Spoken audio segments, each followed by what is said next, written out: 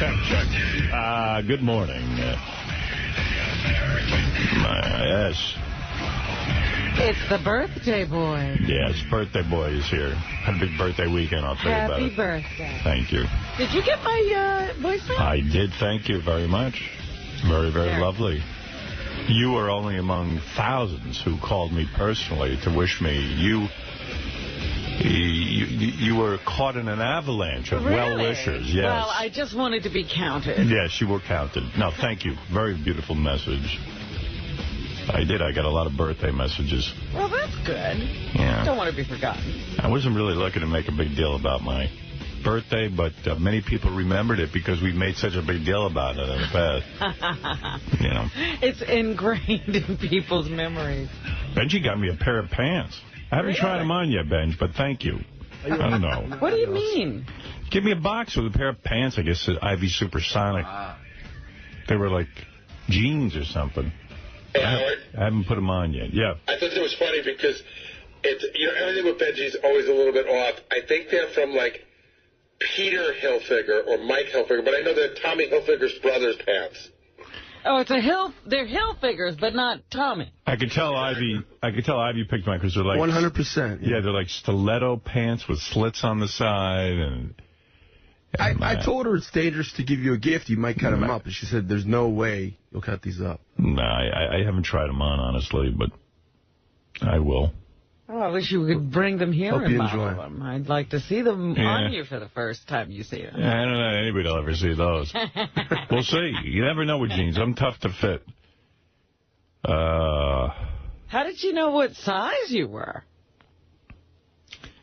I don't know. She got it right, though. I've held them up to my waist, and they look kind of like they fit. But, you know, with jeans, it's tough. Yeah. I got a message from Ivy this weekend that Benji has a sex addiction.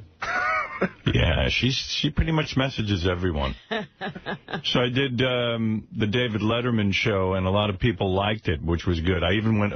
This is the first time in a year I think I went on the Stern Fan Network. You're kidding. Yeah, I wanted to see you what were tempted. Well, I felt I really put in a good performance, and if they were going to blast me, I was like, well, you know, then I give up. Then you can't win with them. Then I'm really never going on the Stern Fan Network But again. did they like it? Yeah, there were no negative comments. Only Baba Booey's teeth. Because, you know, Baba Booey was shown at the end of my segment. Yes, that was interesting, too, when they went to the green room. To show Beth and Baba Booey, my agent Don. Yeah. Yeah. Here, I'll read you some of the email. Congratulations on a great appearance on The Late Show. I thought it was your best shot ever. You were charming, funny, and a little controversial. For the love of God, Howard, please don't start the show by saying how ugly or how you were not funny on Letterman Thursday night. If anyone was ugly, it was Baba Booey's teeth that flashed at the end of the third segment. Where the hell is that beekeeper's mask when you need it? Your appearance on Letterman was great, the best yet, and the banter between you and Dave was superb. This one says, you look so handsome. I got to tell you, I really looked old and haggard and horrible. Geez. I really thought so. I never thought I'd look so bad. You were looking at Letterman. No, I was looking at... I thought Letterman looked good, actually. He looks older to me. Well, I don't know. Anyway, it was a lot of fun to do. I wasn't thrilled about going on. It had been a year, and I'm really not thrilled about being on talk shows. But I have to say I had a good time once I got out there. Yeah, it looked like you two, he was having a good time and you were having a good time. He did get into a little bit of a wrestling match. He likes to try to run things when you're there. He was interrupting you a little bit. Yeah, he likes to do that. But I thought you were great at keeping on getting out the funny. Jason, you're on the air in Carbondale, Illinois. Hey now. Hey now. Hey, I just wanted to compliment you on Letterman. I thought you were great. Thank you. Yeah, my only criticism was Baba Booey. You look really fucking ugly.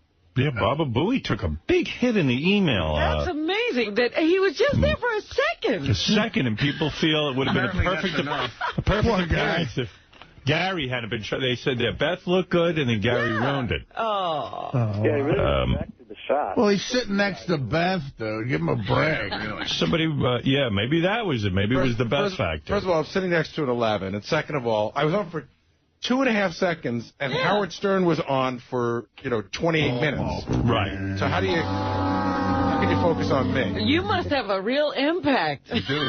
I mean, most of the email is about you, Gary. Yes, I saw. Obviously, they wanted to show a shot of your beautiful fiancée since you were talking about her, but she could hardly be seen due to the glare coming off Baba Booey's teeth. I've heard you all for years goof on his teeth, but seeing him in high definition on my plasma was shocking. I've never seen choppers like that.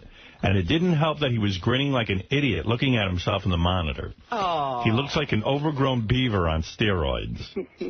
I tell you, man, Fred sends the email out like Sunday night around 8 o'clock, and I get ready to go to bed, and I check the email, and, then I want to hang myself. Oh, yeah, you can't go to sleep after that. You shouldn't look at the email on a Sunday night. That's such news. You rocked, nothing short of it. You were quick on the spot, funny as hell, made Dave squeamish, but also made him better. Elevated the show, the what is that stuff called? Nodoro? Nodoro thing was fucking genius. The stuff about Dave's girlfriend was spot on. The Imus bit was correct. The Jay Leno stuff, man, I have no idea why you were anxious about this, but you are literally the best guest I've ever seen on TV. I love the Paul stuff. Oh, yeah, that was People like that, too. Howard, you tore it up on Letterman on Thursday. You were so damn funny, I could not stop laughing. Well, listen, that's my job. I got to go on and be funny. But, Nobody's you paying did me for it in this such face. a natural way. It was great. I also want to let you know that you are still attracting new listeners. I'm a senior in high school and started listening to your show for the first time a year ago, and now I'm addicted. I have honestly never seen or heard a show that is half as good as yours. Thanks for the amazing entertainment. By the way, I got tons of mail from people who graduated University of North Texas. Uh-oh. They're very, very upset with me. Nobody told them to go there. I did make fun of Dr. Phil for graduating University of North Texas. Some people did not like that. Let's go to Brian in Red Hill, Pennsylvania. How are you? Hey, now. Hey, now. How are you? Hey, 3 things real quick. I love your Letterman appearance. I thought you were great on there, but when you and Dave kind of leaned into each other and started tussling each other's hair, yes, that was a little creepy. You asked for me, too? And I want to be the first to save Artie $100 for the year. Faggot. All right, there you go. By the way, it's funny. You wonder what people will pick up on after you do an appearance, and I guess most of the newscasts around the country were showing that tender moment between myself and Dave. People were I thought maybe the Dr. Phil stuff. But they used it in a promo even, the hair stroking. I saw that before you guys came on. Is that right? Yeah. Yeah. I'm surprised Dave let you touch him. You know how he gets about that. Well, he started I know, but still, he, there's a big Dave no touching rule. Every once in a while, Letterman has a creep moment with shit like that. It wasn't this level with you, but did you ever see the clip of him with Jennifer Aniston like years ago? He just leaned over to her and he grabbed like a piece of her hair and he put it in his mouth. Really? And then he just like, pulled the hair through his mouth, and she looked mortified. And then he beat off on her face. Well, I mean, that almost looked like that was about to happen, but for no reason at all, he just pulled her hair through his mouth, and she just sat there dumbfounded, and then they just moved on. Well, behind Thank God you have something to say, Howard. Yeah, really? Yeah, well... She didn't know what to do, and... Hey, just so you know, I've been talking to David Spade a lot. And I'm sitting Sunday morning, and Beth is reading one of those gossip magazines, and it says David Spade is now dating Jennifer Aniston. Wow. Oh, yeah. What is he, on a tear? So I quickly emailed him, and I said, what the fuck is going on? I said, I don't want to know if you're dating Jennifer Aniston, but Ralph wants to know. Yeah. But he wouldn't confirm or deny. Like, he was in one of those, he was like, Because I was reading something about him the other day where some... stud walked over. He had 2 women at his table, and the guy just forgot David was there and started talking to the women. Well, David said to me, he goes, still playing chess? He goes, I was 5th grade champ. He goes, but I figured out quickly there's no puss in chess. Hey, so if you're talking to him right. If you're talking... I'm sorry. He said TV shows get you a lot more pussy. Yeah, that's where the puss is. Well, you got one of those, so you're into chess. Yeah, that's it. He figured it out in 5th grade. If you're talking to him a lot, has he mentioned why he doesn't do the show anymore? No. He says next time he comes in, he's coming in. He says he's been through town many times. And hasn't laid here. I think he thought that, like, kind of we would ask him. And I don't know, but he says he's really up for doing it. Good. The last time he called me was around Christmas, and I said, yeah, you're not on anymore. And he's like, I'll come in, and, it's always like a weird thing. I bet you if you pin him down, he's not coming in. I made a couple of requests along the way. I got to say, I made a few requests along the way. I mean, nothing. Maybe he was waiting for us to get 8.3 million listeners. But not to him directly. It was through a publicist or something. But he gets the word. I hope so. That is the number, 8.3 mil he wanted. Is that right? That's where he moves? I'm not interested in 6 million. Is he still mad about that piece where you criticize that piece? He's not. He says he's not at all. He's not. Ever since we then. talk all the time. I don't think that's it. But ever since then, he's not come back on the show. I think he's angry about the fact that I'm more friends with Stamos than he is. Oh. I think that it's his high-profile dating. Right, that's exactly it. I don't think he wants to talk about... But Howard always talked about that before. Yeah, but now we have pictures. He wasn't dating those caliber of women. Then he said he had something else going on that he was going to tell me about, but there's some gossipy kind of item. But although this is who gave me this? Spade reportedly collapsed at a gym last week. Where'd you see that? It was in all the papers. Now? Like there was the rumor was he had a heart attack, but he claims that wasn't true, and reports are that wasn't true. That so that's probably what he wants to talk to me about. He was really sick, and he just collapsed at a gym. Well, why is he going to the gym when he's sick? Because he's got to look hot for Jennifer Aniston. Jennifer Aniston. He's dating Jennifer Aniston. He's got to get muscular. Probably on steroids. He's seen Brad Pitt. On the front page of the paper today, it says that there's reported steroid abuse among rap stars. I know. And they mentioned 50 Cent. And Mary J. Blige. Yeah, that's weird. A chick on steroids. Like, why is she taking something? What, she want to get huge? I mean, what's her story? Does it make you sing better or something? Yeah. And I don't know. It was weird. But I mean, is it wrong for rappers to take steroids? I didn't know that. I don't care if rappers do. But you know what, though? It made sense to me. I said, 50 Cent, the first time he came on our show, was a skinny little kid. I used to think to myself... He was never that skinny. No, because he was a chunk. He always says he was a chunky kid, and he got in shape. But I used to always look at him and go, because he was shot 9 times, I go, boy, he was a little scrappy kid. And then all of a sudden, the more times we had him on, he looked bigger and bigger to me. I'm not kidding. I remember thinking, boy, that guy works out. Maybe it was the bulletproof vest. I don't know. I don't ever remember him being thin. I do. I really do. Maybe I'm wrong. Bob, you're on the air in Newtown, Connecticut. Howard was your best appearance, man. That was the best. It was your least outrageous, but your best appearance. All right, thank you. I got nervous when you walked out. I thought maybe you weren't into it because you talked about it. You were nervous. But Howard, you hit it. You were smooth. It wasn't that I was nervous. He wasn't into it. You were right.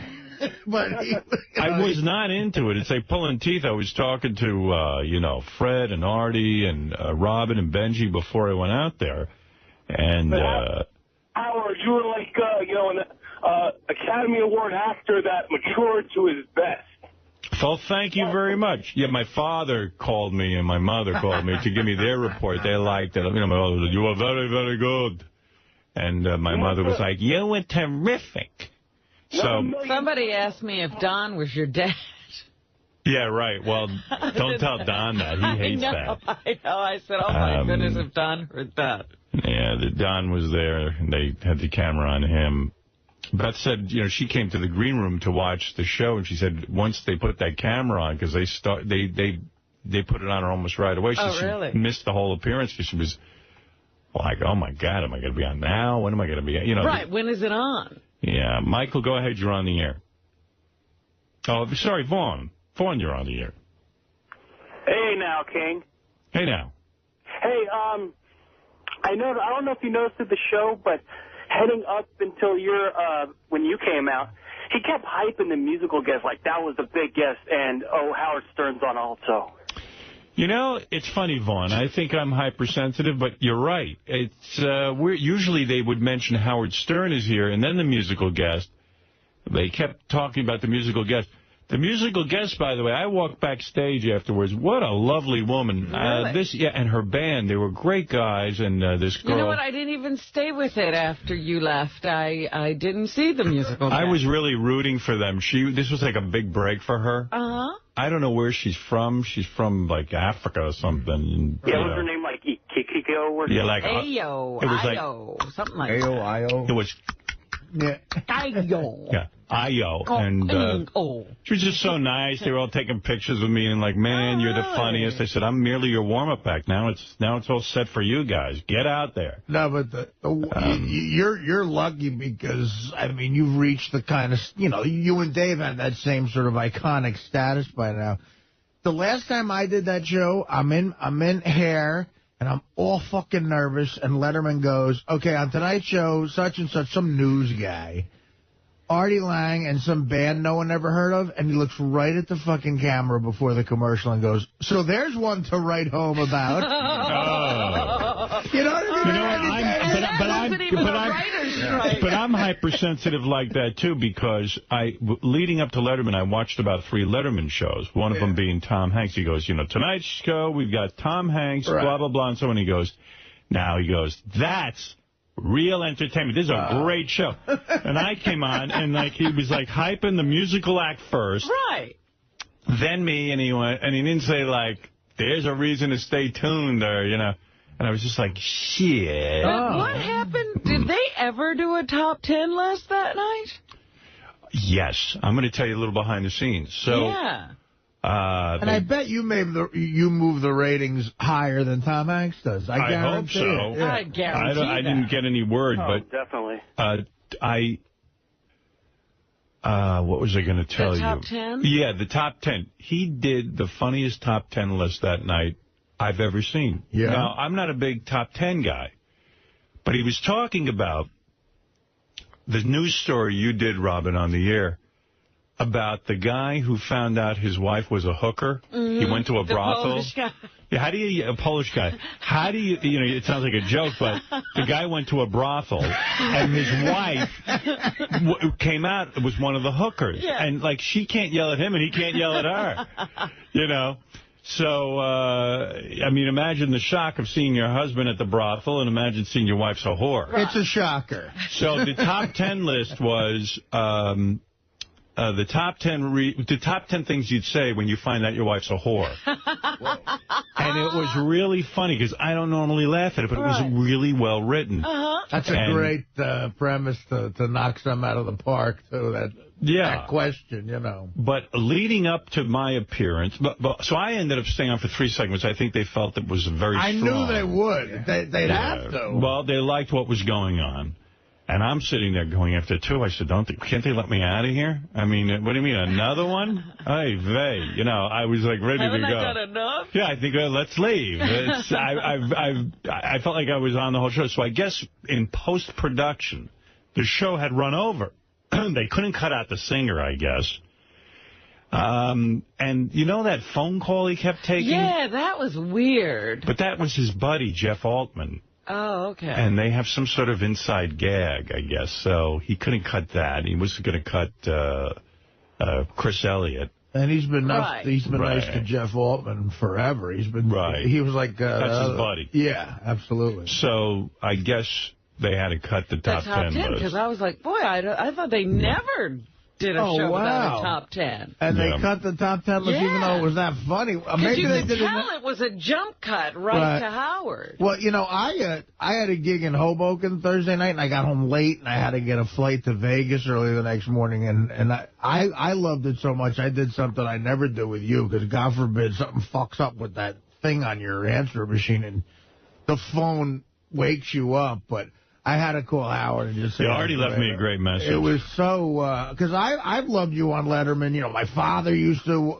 For instance, I was a fan. And that was really such a... I don't know. Since you guys are on this different level, celebrity-wise, you have even a better rapport. Yeah. I felt that it was a real... sort of camaraderie. Yeah, and the really throwaway lines are great. Yeah. Like, the part I love the most is when you were saying, well, let's all go out. You said Steve Martin. He was like, all right, Steve Martin. And then he goes, let's bring Paul. Come on, you get the best weed in town. I know, I loved all that stuff. Paul looked so uncomfortable. It was really good, Howard. Thanks. Yeah, no, I appreciated your phone call. I didn't call you back because you told me not to. No, it was so late. Can I ask you something real quick? Yeah.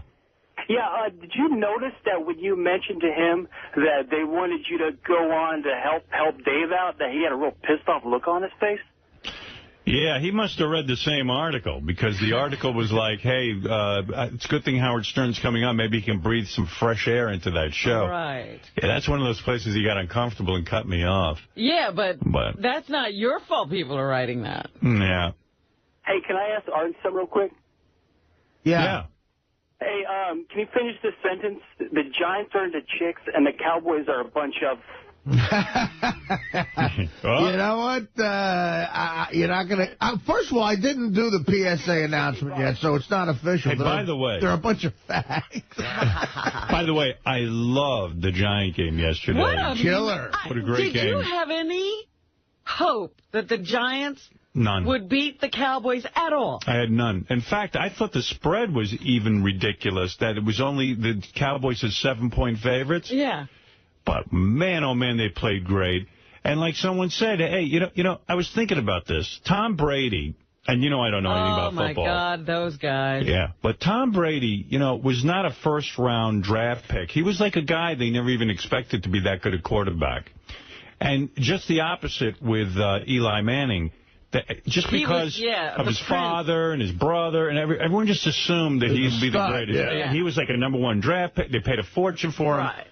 And who knows, you know, like maybe the dude's finally coming into his own, like he's finally had enough bullshit. I keep thinking there's going to be that pivotal game where it finally all falls into place. But the Giants' defense looked good. It was like really just a great game. Oh, and they took it to Tony Romo in the second half. I know, I was so friggin' happy for the Giants. Because I think in football, out of all the teams, and more so than even with the Jets, I'm a Giant fan because I've been one since college. Well, and it was like thrilling to see them win, but everyone's telling me now they're going to fuck it up next week. And you know what was that last week, and no one else. I am making money off the Giants. I wrote it out. I put money again on it. I thought you never bet on that. Well, because since Sam gave me that fucking lock against the Patriots, I'm like, fuck it. I won again last week. Did you let it ride? With Seattle. Not the whole thing. Right. Not the whole thing. But I was in Vegas. I was in Vegas. I did You took the Giants with the points. I mean, getting the points. Right. And I had a rare weekend of legal gambling, which I think to you young kids out there, so I recommend legal gambling. You made a legal bet on the Giants. Yes, I did. How much did you bet then? We can ask you. I bet, $10,000. Wow. In Las Vegas. Wow. It's so funny because Ralph said to me, what are the odds of Artie being on time on Monday? I go, what do you mean? He goes, he must be partying his fucking brains out. The Giants will win. I had a great Vegas weekend. Yeah. When did you get back? I got back yesterday afternoon at about 7. And he was out there for the porno wars. Don't forget that. Yes, I was. But wait a second.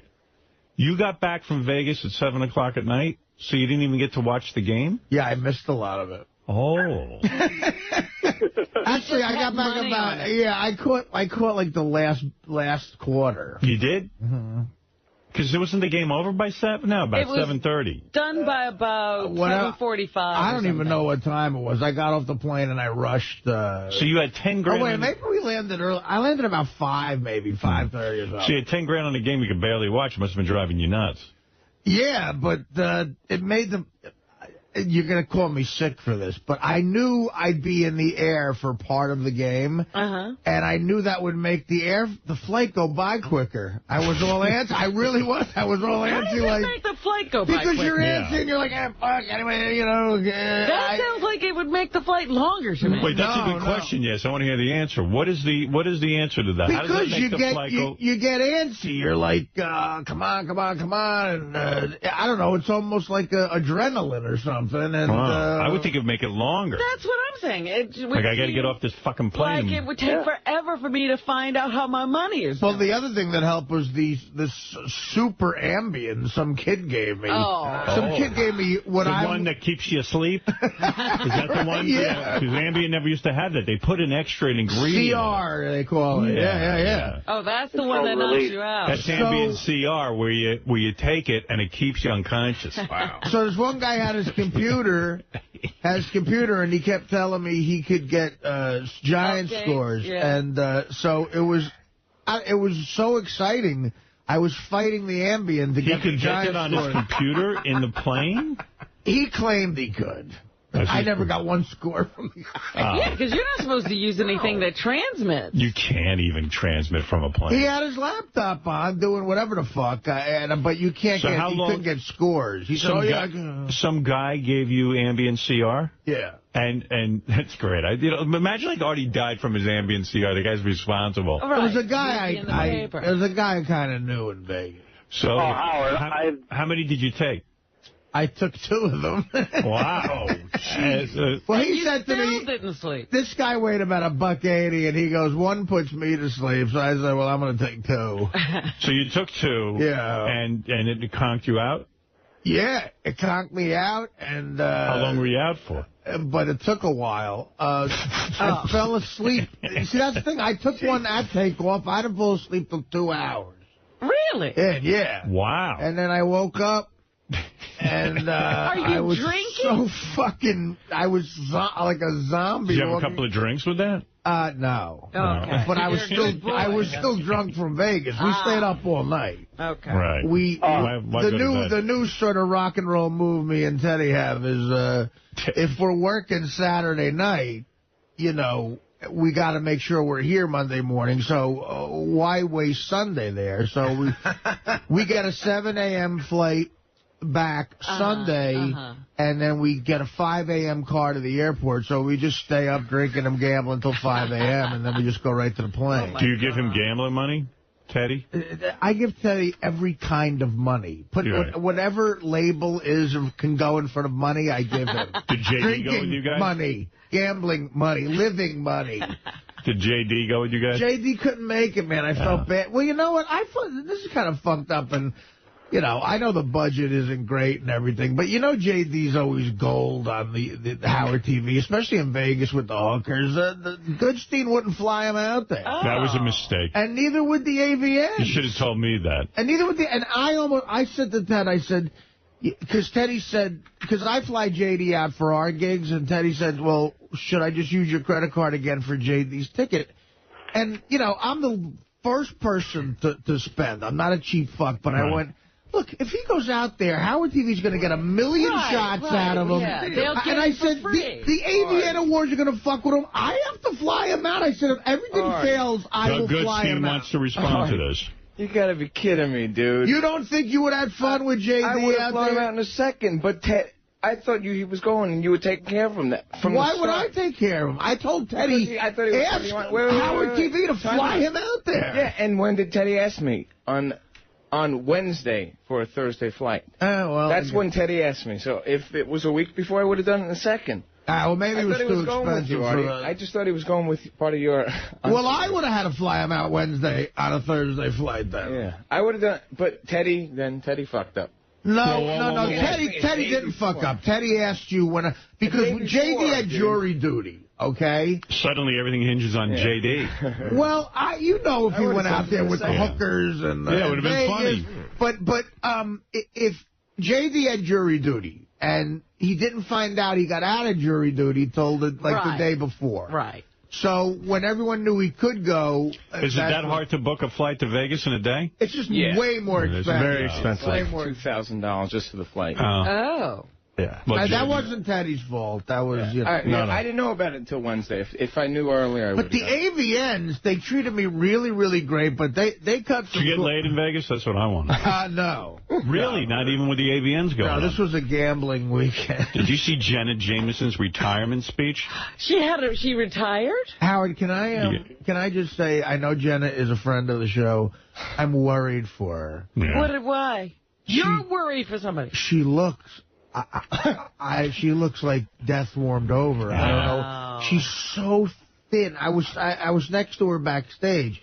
She's so thin and gaunt. Does she look like that French actress on the Insider? I don't know who that is. She made a big announcement at the Adult Video News Awards, which is the Academy Awards for porn, that she would never show her pussy again. And, you know, the thing is that... But wait a minute. She goes, I'm never spreading again. And it's like, well, I don't know that anybody... I think she's made these kind of pronouncements before. Yeah. You know, when she was getting married, she was stockpiling porn because she was never going to do it again. It's kind of funny. You have that announcement? Yeah, it's on JD1. It's like the second one down in the first column. Yeah, there's a picture of her. Oh. That's from this weekend? Hey, knock it off. Oh, dear. She looks really thin and... Who's that standing next to her? That's her friend. He was in here. It's her boyfriend, Tito Ortiz. Right. Oh, okay. Yeah, UCF, UFW Can guy. he tell her, you know, to eat something? Yeah, she needs to eat. He looked great. Yeah. The guys always look great when Jenna's around. Hey, JD, I'm sorry you couldn't make it. No, it's okay. All right, here's Jenna Jameson announcing that she's never going to be in porn again. She was there's an award like Best Crossover Artist. She got that? No, it was named after her or something. Oh, because she's crossed over? Yeah, she's supposedly crossed over. Is monumental. Now, some fan sent this to us, like on a video camera. Oh, really? This is his audio. Yeah, it's kind of hard to hear. Maybe I should wait till we get this stuff from Fishbein. Yeah, don't blow it if it's good. Yeah, all right. I'll wait.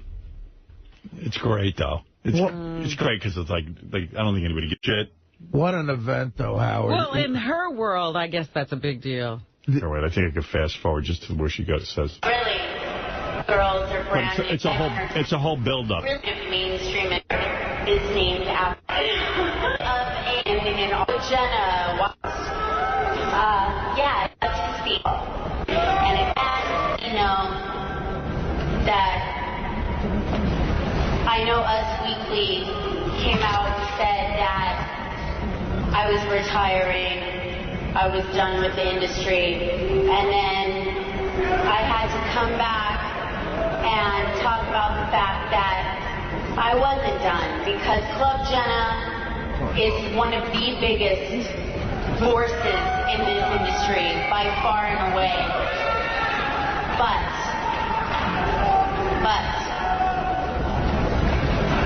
honesty is key. And honesty is key. I will never, ever, ever spread my legs again in this industry, ever. Oh. What kind of thing is that to say at the AVN? Will she suck cock? Isn't that a downer? Bumming everybody out. She will suck cock, perhaps. I didn't think of that. You know, I think you got her on a technicality. Yeah. But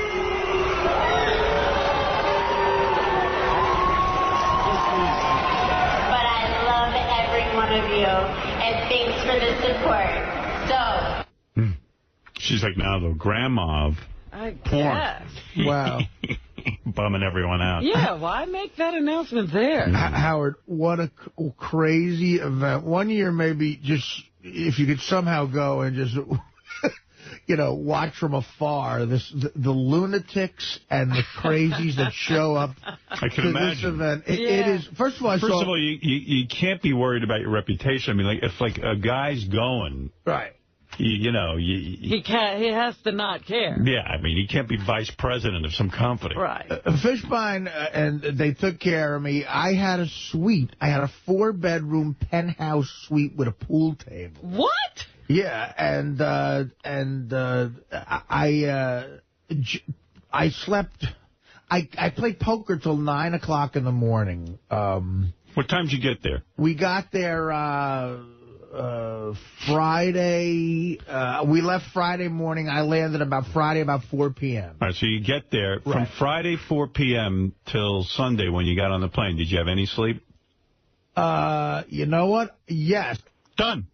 I'm turning off all of my surveillance equipment. Well, I don't... You're going to miss him. If you want that, I'll stop.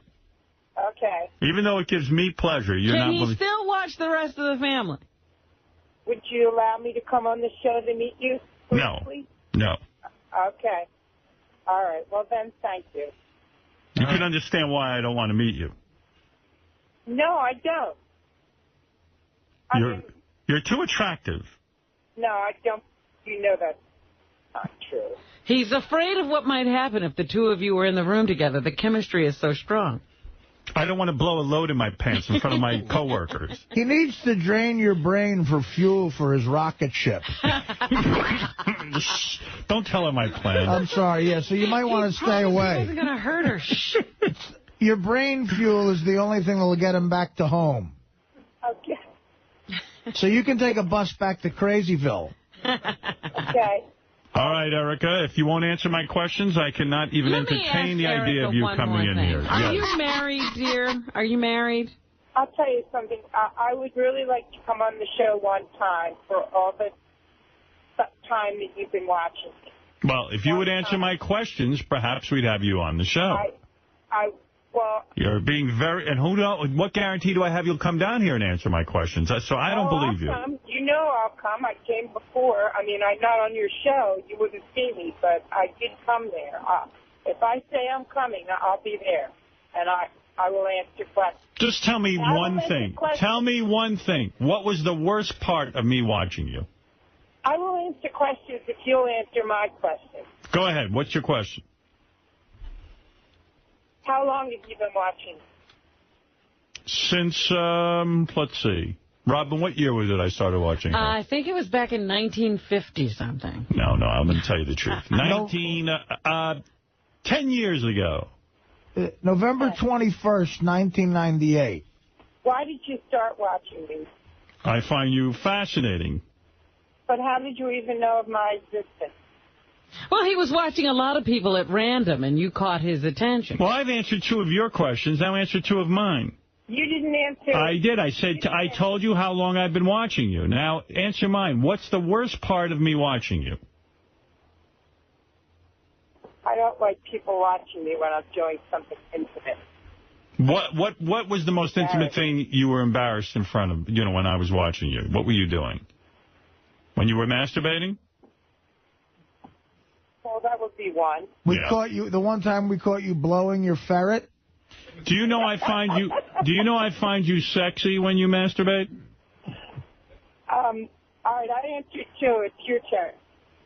All right. Do you want him to turn off the cameras when you're in the bathroom?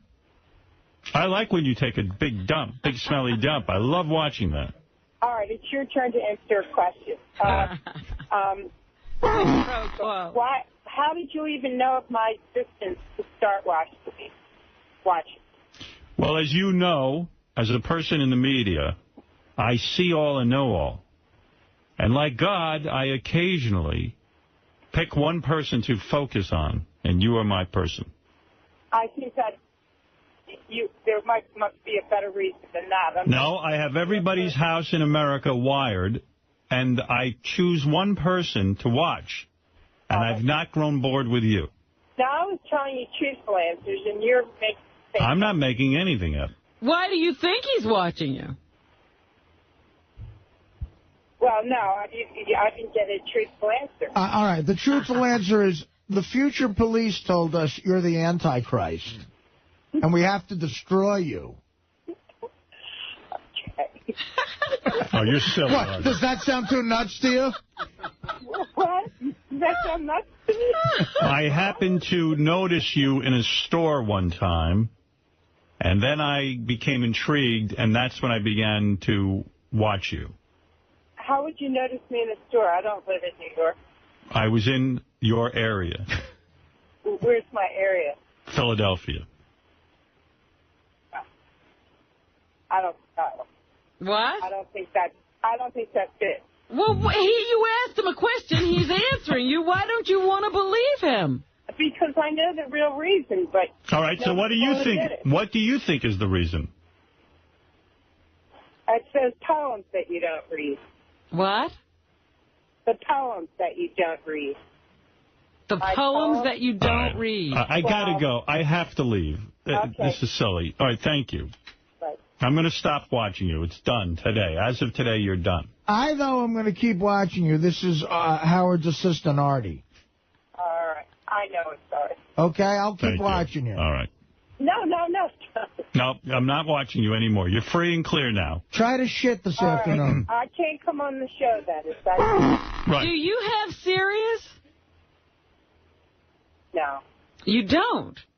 Do you have Silly? Goodbye. I'm turning off your cameras in your house. Yeah, why are we wasting time with her? She doesn't even have Sirius. Goodbye. All right, Robin, let's wrap up the news because I'm getting creepy feelings. All right, you know how you like those... I loved Erica. Those hot shoes, those high heels you always want to see girls in? Yeah, let me see what Diana Hunter's wearing, who won the trip here in North Shore Island. She is hot. Yeah, you got some shoes, honey.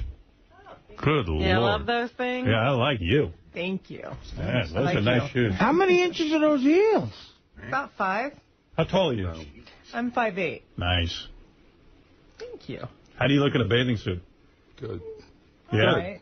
Want to try one on? I got a bikini right here. No way. It's a big deal. What about your husband? I'm going to start watching you. Great in a bathing suit. I'm not watching that last brother. I'm going over to you. She was boring. You're going to start watching her? Nothing to say. Nothing to say. Well, I tell you, I met a stripper this weekend out there at that Penthouse Club with 10-inch heels. Wow. Yeah. How many inches are your heels? About 4.5. Right? 4.5? 5. They say Really? 5 Oh. because of the platform. So. Not hard to walk in? No, I'm used to it. Well, a foot specialist at the Mayo Clinic in Rochester, Minnesota, says years of wearing high heels or ill-fitting shoes can cause permanent foot damage. What a segue, Robin. Who cares? Yeah, exactly. Dr. Gordon Weller says young people need to make smarter choices when it comes to buying footwear. Blisters, bunions, and hammer toes can all result from improper footwear. Do you have any toes? Eventually I will. But do you have any now? No, not really. I'm lucky. You got good feet? He suggests buying shoes that fit well rather than the style of the moment designs, and adds that you get what you pay for in shoes. In fact, the really pointy toe shoes cause the most damage because they strangle your feet. The way I look at it is you have a hot chick and she wears hot shoes. By the time all that crap happens to her feet, she's going to be old anyway. You're not going to want to walk around with her. Yeah. So it all works out. And then who gives a fuck? You don't care if her toes are strangling. Not when she's 60. Oh! I wish I could give a fuck about your feet. Just bang me. Oh! All right. What do you do when you catch your stepson sexually assaulting your 8-year-old daughter? Oh. What do? You kill him? No. You sodomize your stepson with a metal tool. Oh, like eye for an eye kind of stuff. Right. And then you book everybody on Oprah. Or Dr. Phil. Right. The names are being withheld in this story, but a Texas man is... I'll play with you. We'll play hard, too. Sodomizing his stepson with a metal tool after catching him sexually assaulting his 8-year-old daughter. While names are being withheld to protect the daughter... How old was his stepson? The DallasNews.com reports the 32-year-old father called police to report the sexual assault, which apparently happened on January 2nd. The 18-year-old stepson... Oh. That's right, you're my boy, aren't you? ...was arrested on suspicion of aggravated sexual assault, but authorities say the mother later bonded him out of jail against the warning of the father. When the son called home to get a ride from jail, the father picked him up and took him to an abandoned house. Police say there the father severely beat him with a baseball bat and sexually assaulted him with a metal tool. The father then turned himself in to local authorities. I did that to Fred one time. I think that's what you call a broken home. I'm against the sodomy part, but, you know. Well, it's terrible. Nothing wrong with slapping that fucking kid around a little. What a horrible story. Anything else, Robin? A man was arrested on Saturday night for allegedly pointing a laser at a Huntington Beach, California police helicopter. You know, a few years ago, people were taking those laser pointers and trying to blind people in planes and stuff like that. The Orange County Register says 23-year-old 𝗦𝗵cie𝘄𝗿𝗿 was tracked down by the pilot who flew toward the light even though it was blinding him. The pilot directed police on the ground to the home in Garden Grove and gave officers a good description of the suspect. 𝗄𝗿𝗿 could be facing a $2,000 fine and up to 3 years in prison if convicted. What kind of rush does that give you? First of all, who has those stupid laser pointers? So dumb. And why would you be pointing them at helicopters? Right. Police helicopters, well. Wow, I got to throw mine out now. Hard.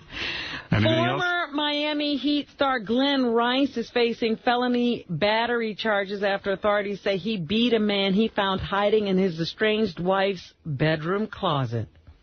According to the police report, Rice went to his wife's house in Coral Gables on Friday, demanding to know the identity of the man she was with and asking why the man was in her house.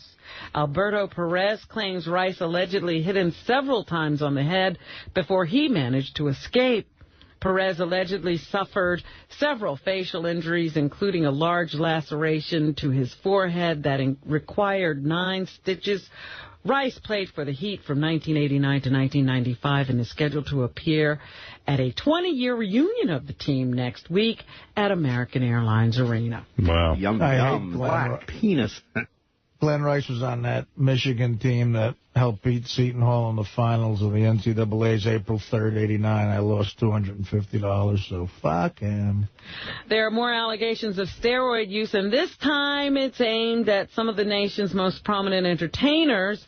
The Times Union of Albany, New York, reports the names of singer Mary J. Blige, music producer Timbaland, and Wyclef Jean.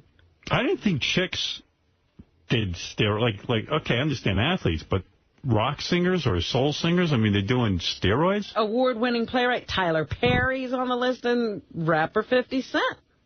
I had a feeling 50 might be juicing. He looks big, that dude. I say nothing bad about 50 Cent. No, I like the kid. I don't care. And by the way, do I care if a rap star juices? I don't. Yeah, why are we caring if they juice? It why am I upset by that? Any better, does it? And I'll tell you what, no, well, Liz is, with steroids gives you more stamina, so maybe they just want to put on longer shows for people who pay for tickets. How's that sound? Oh, okay. It's a great thing. But it's not a competition. It's not like cheating in baseball. I'm not going to worry about it. What else, The paper cites confidential sources as claiming that entertainers have shown up on a list of thousands of people suspected of receiving or using prescription steroids or human growth hormone. 5 people in Wisconsin have been sickened by tainted ground beef patties, which have been called. Taint. You said taint. Rochester Company of Rochester, Minnesota is recalling about 188,000 pounds of ground beef patties because of concerns about E. coli bacteria. The patties are only sold to restaurants, not to grocery stores. Taint. The election frenzy continues. The Democrats are turning their sights towards South Carolina, where they say right now Barack Obama has a lead in the polls ahead of Hillary Clinton. So the fighting got very contentious this weekend. Barack picking up a major endorsement from Massachusetts Senator John Kerry over the weekend. Yeah. McCain picked up a... No, Barack Obama. Barack Obama was endorsed by John McCain. John Kerry. What is John Kerry doing? His bitch on ketchup. Well, he was running with John Edwards. Right. You 4 would think years that ago. he would have endorsed him. Edwards would be his candidate. Every time someone orders French fries, nigga, ka-ching, ka-ching. It's not such a huge diss, but Edwards said these are personal, decisions, and he still likes John Kerry and respects him. Chris, you're on the air. Go ahead. Chris in Trenton, New Jersey. All right, he's gone. Let's go to Chris in Bullhead City. Was everyone named Chris? Chris, go ahead. Hello, Howard.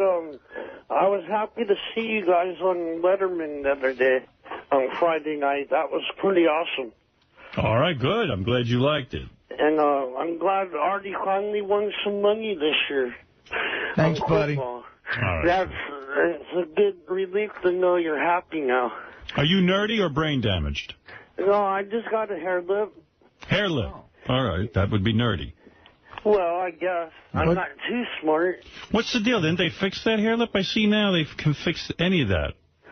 Well, they pretty much sewed it up and all that. I was just kind of lazy, I guess, learning how to speak. Oh, so you can't really see your hair lip. It's cosmetically you're okay. Yeah, cosmetically I'm cool. I got the mustache going and all that. So you're hiding it pretty well. You were able to get checks? Huh? You were able to get checks? No, yeah, I get some checks every once in a while. You know, I guess they're kind of mercy checks sometimes, but... If you have a hair lip, even if they fix it, most guys grow a mustache. Well, that's what he said. He has a mustache. Yeah, that's it. That's what I'm saying. Why do you have to have the mustache?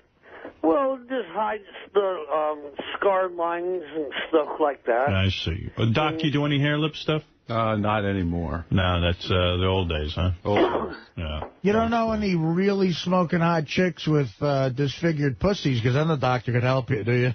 No, I don't. All right, Chris. Good luck to you, and I'm glad you enjoyed Letterman. And good luck to your show. I love you guys. Thanks a lot, Chris. Yes, sir. All right, hair lip Chris. The doctor ain't wasting his time with hair lip Chris. My career is over. Anything else, Robin? So's mine. Hillary Clinton and Bill Clinton were taken to task over the weekend because they referred to Barack Obama's record as a fairy tale, you know, at least the one he's putting out there for people to consider him on. And that sort of backfired for them. Now people are accusing them of bringing race into the campaign. Yeah. Hillary Clinton went on Meet the Press, I think, this weekend to defend herself. Here she is saying her comments about Dr. King were mischaracterized. Does he deserve the lion's share of the credit for moving our country and moving our political process? Yes, he does. But he also had partners who were in the political system. And what's all that mean? Well, I guess there was an argument as to whether President Johnson changed the world socially back in the 60s or whether it was Martin Luther King. Oh, okay. Oh, I tell you what, you want to win, you got to fight dirty. I don't think they're racist, the Clintons, and I'm not, but I'd subtly drop in that Barack's black in South Carolina. You're damn right. Well, Barack Obama. Here's Senator Barack Obama saying he's not interjecting race into the campaign. I did not make the statement. I haven't commented on the statement. And for them somehow to suggest that we're interjecting race as a consequence of the statement she made that we haven't commented on is pretty hard to figure out. South Carolina, we know Barack is leading the polls because of the extra bone in his ankle. Elon Gold had a good line about Barack Obama. He said that, you know, he couldn't have a worse name. He goes, first of all, Obama rhymes with Osama. Right. You know, and which is real bad these days. And he says, and do you know that the guy's middle name, his name is Barack. You know what his middle name is? Hussein. Hussein, yeah. Hussein. He goes, he rhymes with Osama, and his middle name is Hussein. He goes, it just sounds like terrorism. His parents weren't thinking he was going to be presidential timber when they named him. Right. Do you think in 1948 would someone have gotten elected named Harry Mussolini Trittler? No. Anything else from? Meanwhile, the first black billionaire has come out in support of Hillary Clinton. Who's that? His name is Robert Johnson, and he's the founder of BET. No one even watches BET, and he's a billionaire. Wouldn't he be the only black billionaire? He sold it. He sold it to Viacom. Yeah. Good move. He said Obama shouldn't make snide suggestions about the Clintons. I am, frankly, insulted that the Obama... Sounds like they recorded his statements over at BET. I don't think they got a microphone over there. What the? How many? What, is he yelling out a window? That we are so stupid that we would think Hillary and Bill Clinton, who have been deeply and emotionally involved in black issues... Wow. It's getting crazy out there. How many black billionaires are there? Oprah's on her way. And also, you know who else? Tiger Woods in a couple of years will be a billionaire. That's right. Hey, Doc, did you when you must have some dough being a plastic surgeon, did you and your wife have to sign prenuptial agreements before you got married? Yes. You did, huh? So what it was like, you got created a little bit of dissension. Really? It pushed back. Those conversations are never pleasant, as I'm sure you know. But shouldn't she want to marry you for nothing? I'm protecting my money. Yeah, well, the weird part about it is that I may have money, but what she will inherit will bury me. So, what do you mean? You got inheritance coming in? You got somebody rich in your family? Yeah, Diana comes from a well-to-do family. So she was protecting herself from you. No, well, that money's automatic. No, I was protecting my little...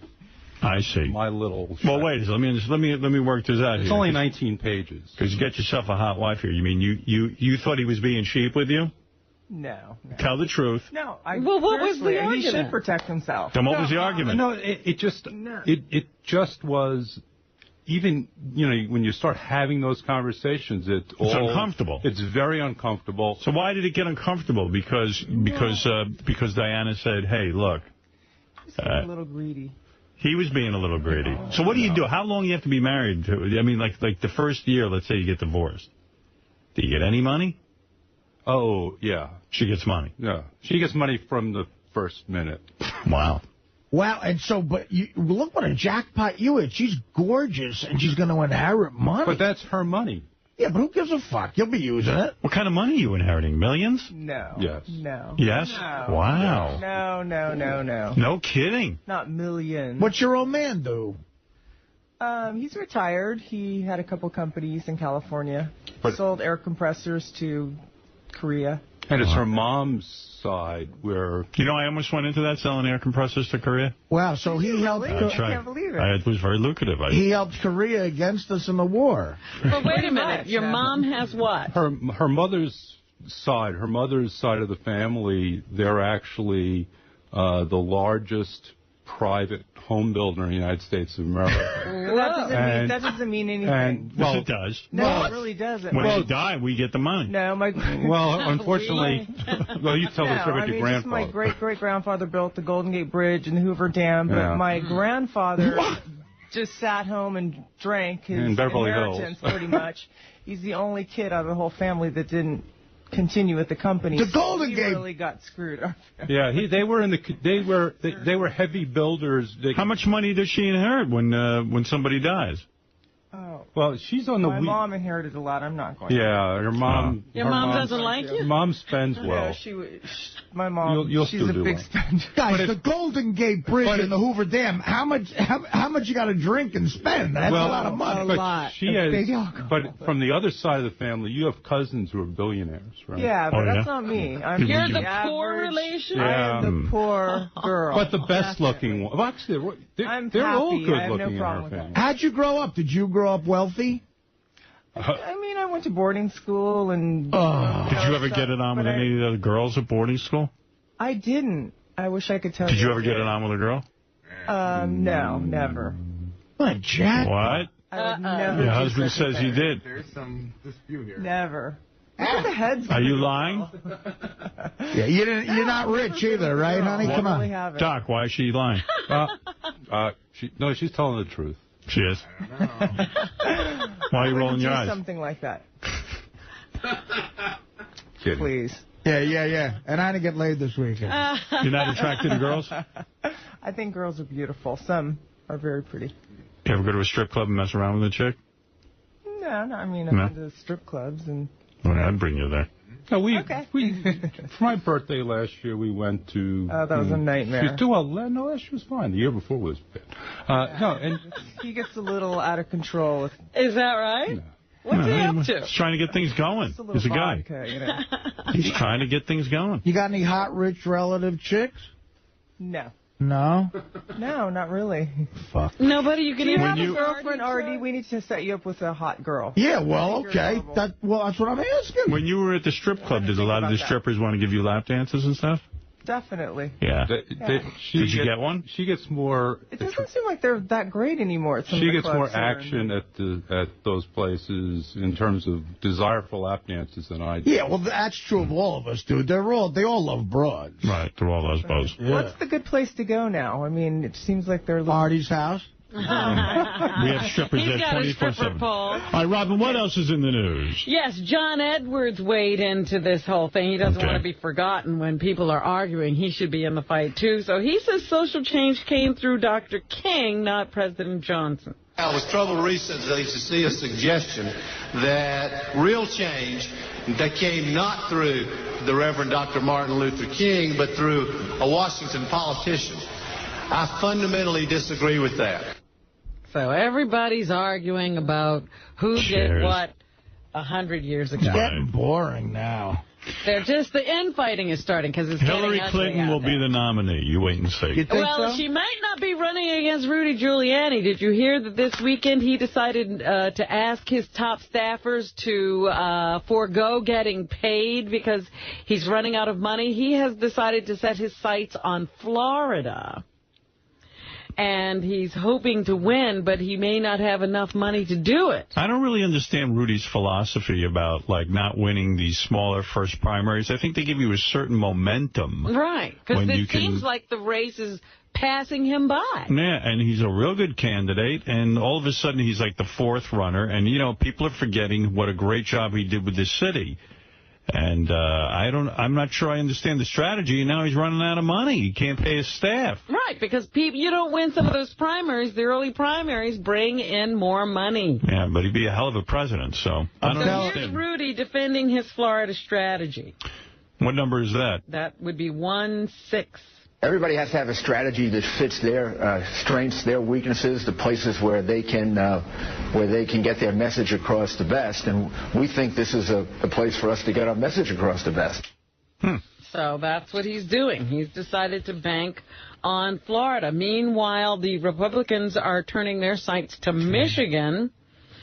Republican presidential candidate John McCain made a campaign stop in Battle Creek, Michigan over the weekend, and he promised to strengthen the state's workforce and use new technologies to help combat climate change. 3-7. All right. So he's into global warming. He thinks it's true, and he wants to combat it. The technology is here. The workers are here. Not only will Michigan lead the nation and the world in innovation and reducing greenhouse gases and green technologies, but we will also take care of our displaced workers. That sounds good. I'm telling you, if I was Hillary and I was in the South, very subtly, like, what is Barack late? Maybe he's getting some McRibs. Wake up, white people. President Bush, meanwhile, is still beating the drum against Iran. He says Iran is a leading sponsor of terrorism in the world. There he is beating the drum, Rob. We have actual tape.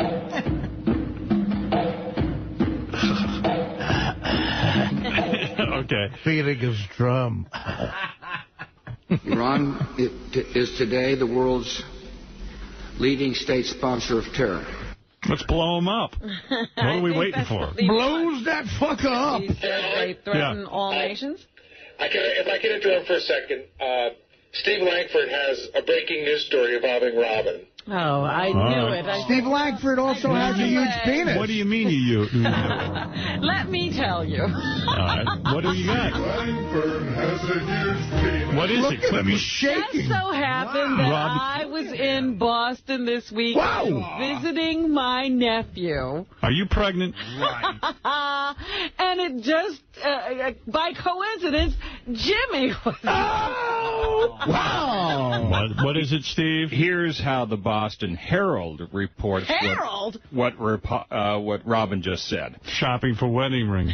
Quote, Howard Stern's sidekick Robin Quivers looking surprised in the back of the Quincy Market Comedy Connection as Comedy Central's prank anchors Jim Florentine announced to his audience that he and Quivers are, quote, very seriously dating. Wow. Oh, he didn't say that. At the concert? This is according to the Herald. I've been to the Comedy Connection. You do not bullshit that crowd. I love you, pussy. Wow. Is that tape from his act? That's Jimmy. Love that clit. Come on. Wow, Robin. Love is in the air. Good for you. Good for you in Boston with Jimmy. You can't even be apart for a weekend. Wow. Oh, I thought you went to visit your nephew. You went to see Jimmy and then said, hey, as long as my nephew's there, I'll go visit him, too. Wow. You went by yourself to the Comedy Connection? I went with my nephew. Oh, so you doubled the crowd. How does Jimmy get along with your nephew? Who said they spent any time together? Jimmy gets along with him. You said he went to the comedy club. He must have met Jimmy there. So maybe I snuck in and snuck out. Okay. Did Jimmy not know you were there? That would have been cool. Like you walked in just to check out his act? Yes, that's it. Your nephew's a genius. Jimmy's act must seem like crayon on a wall to him. By the way, Howard, Robin's going to be accidentally running into me in Falls Church, Virginia at the State Theater. And in February, the Nokia Theater. Oh, that's in New York, so it's not going to be so much of an accident. All right, thank you, Steve, for that bullet. And Robin, are there any other stories you want to get to? We are running out of time. Congratulations. Jimmy, that smooth motherfucker. Interruption. Right. Go ahead. He's good. The snowstorm that wasn't. Right. The weather people are saying, oh, well, it blew out to sea. It just didn't turn out the way we thought it would. But now they're saying they want us to believe that later in the week, the East Coast could be impacted once again, 3/8. Yeah, they had my mother in a fit. The nor'easter is coming. That's great. Oh, my God. Your father and I, we bought supplies. I was like, you're kidding me. Supplies? What, did they think they were going to be in for a week or We're going to have lunch and dinner at the house. I actually thought I'd be trapped in Vegas for a few days. That would have been fun. They keep saying nor'easter, so I believe them. I mean, she was in a panic. Poor woman. What number, Robin? 3/8.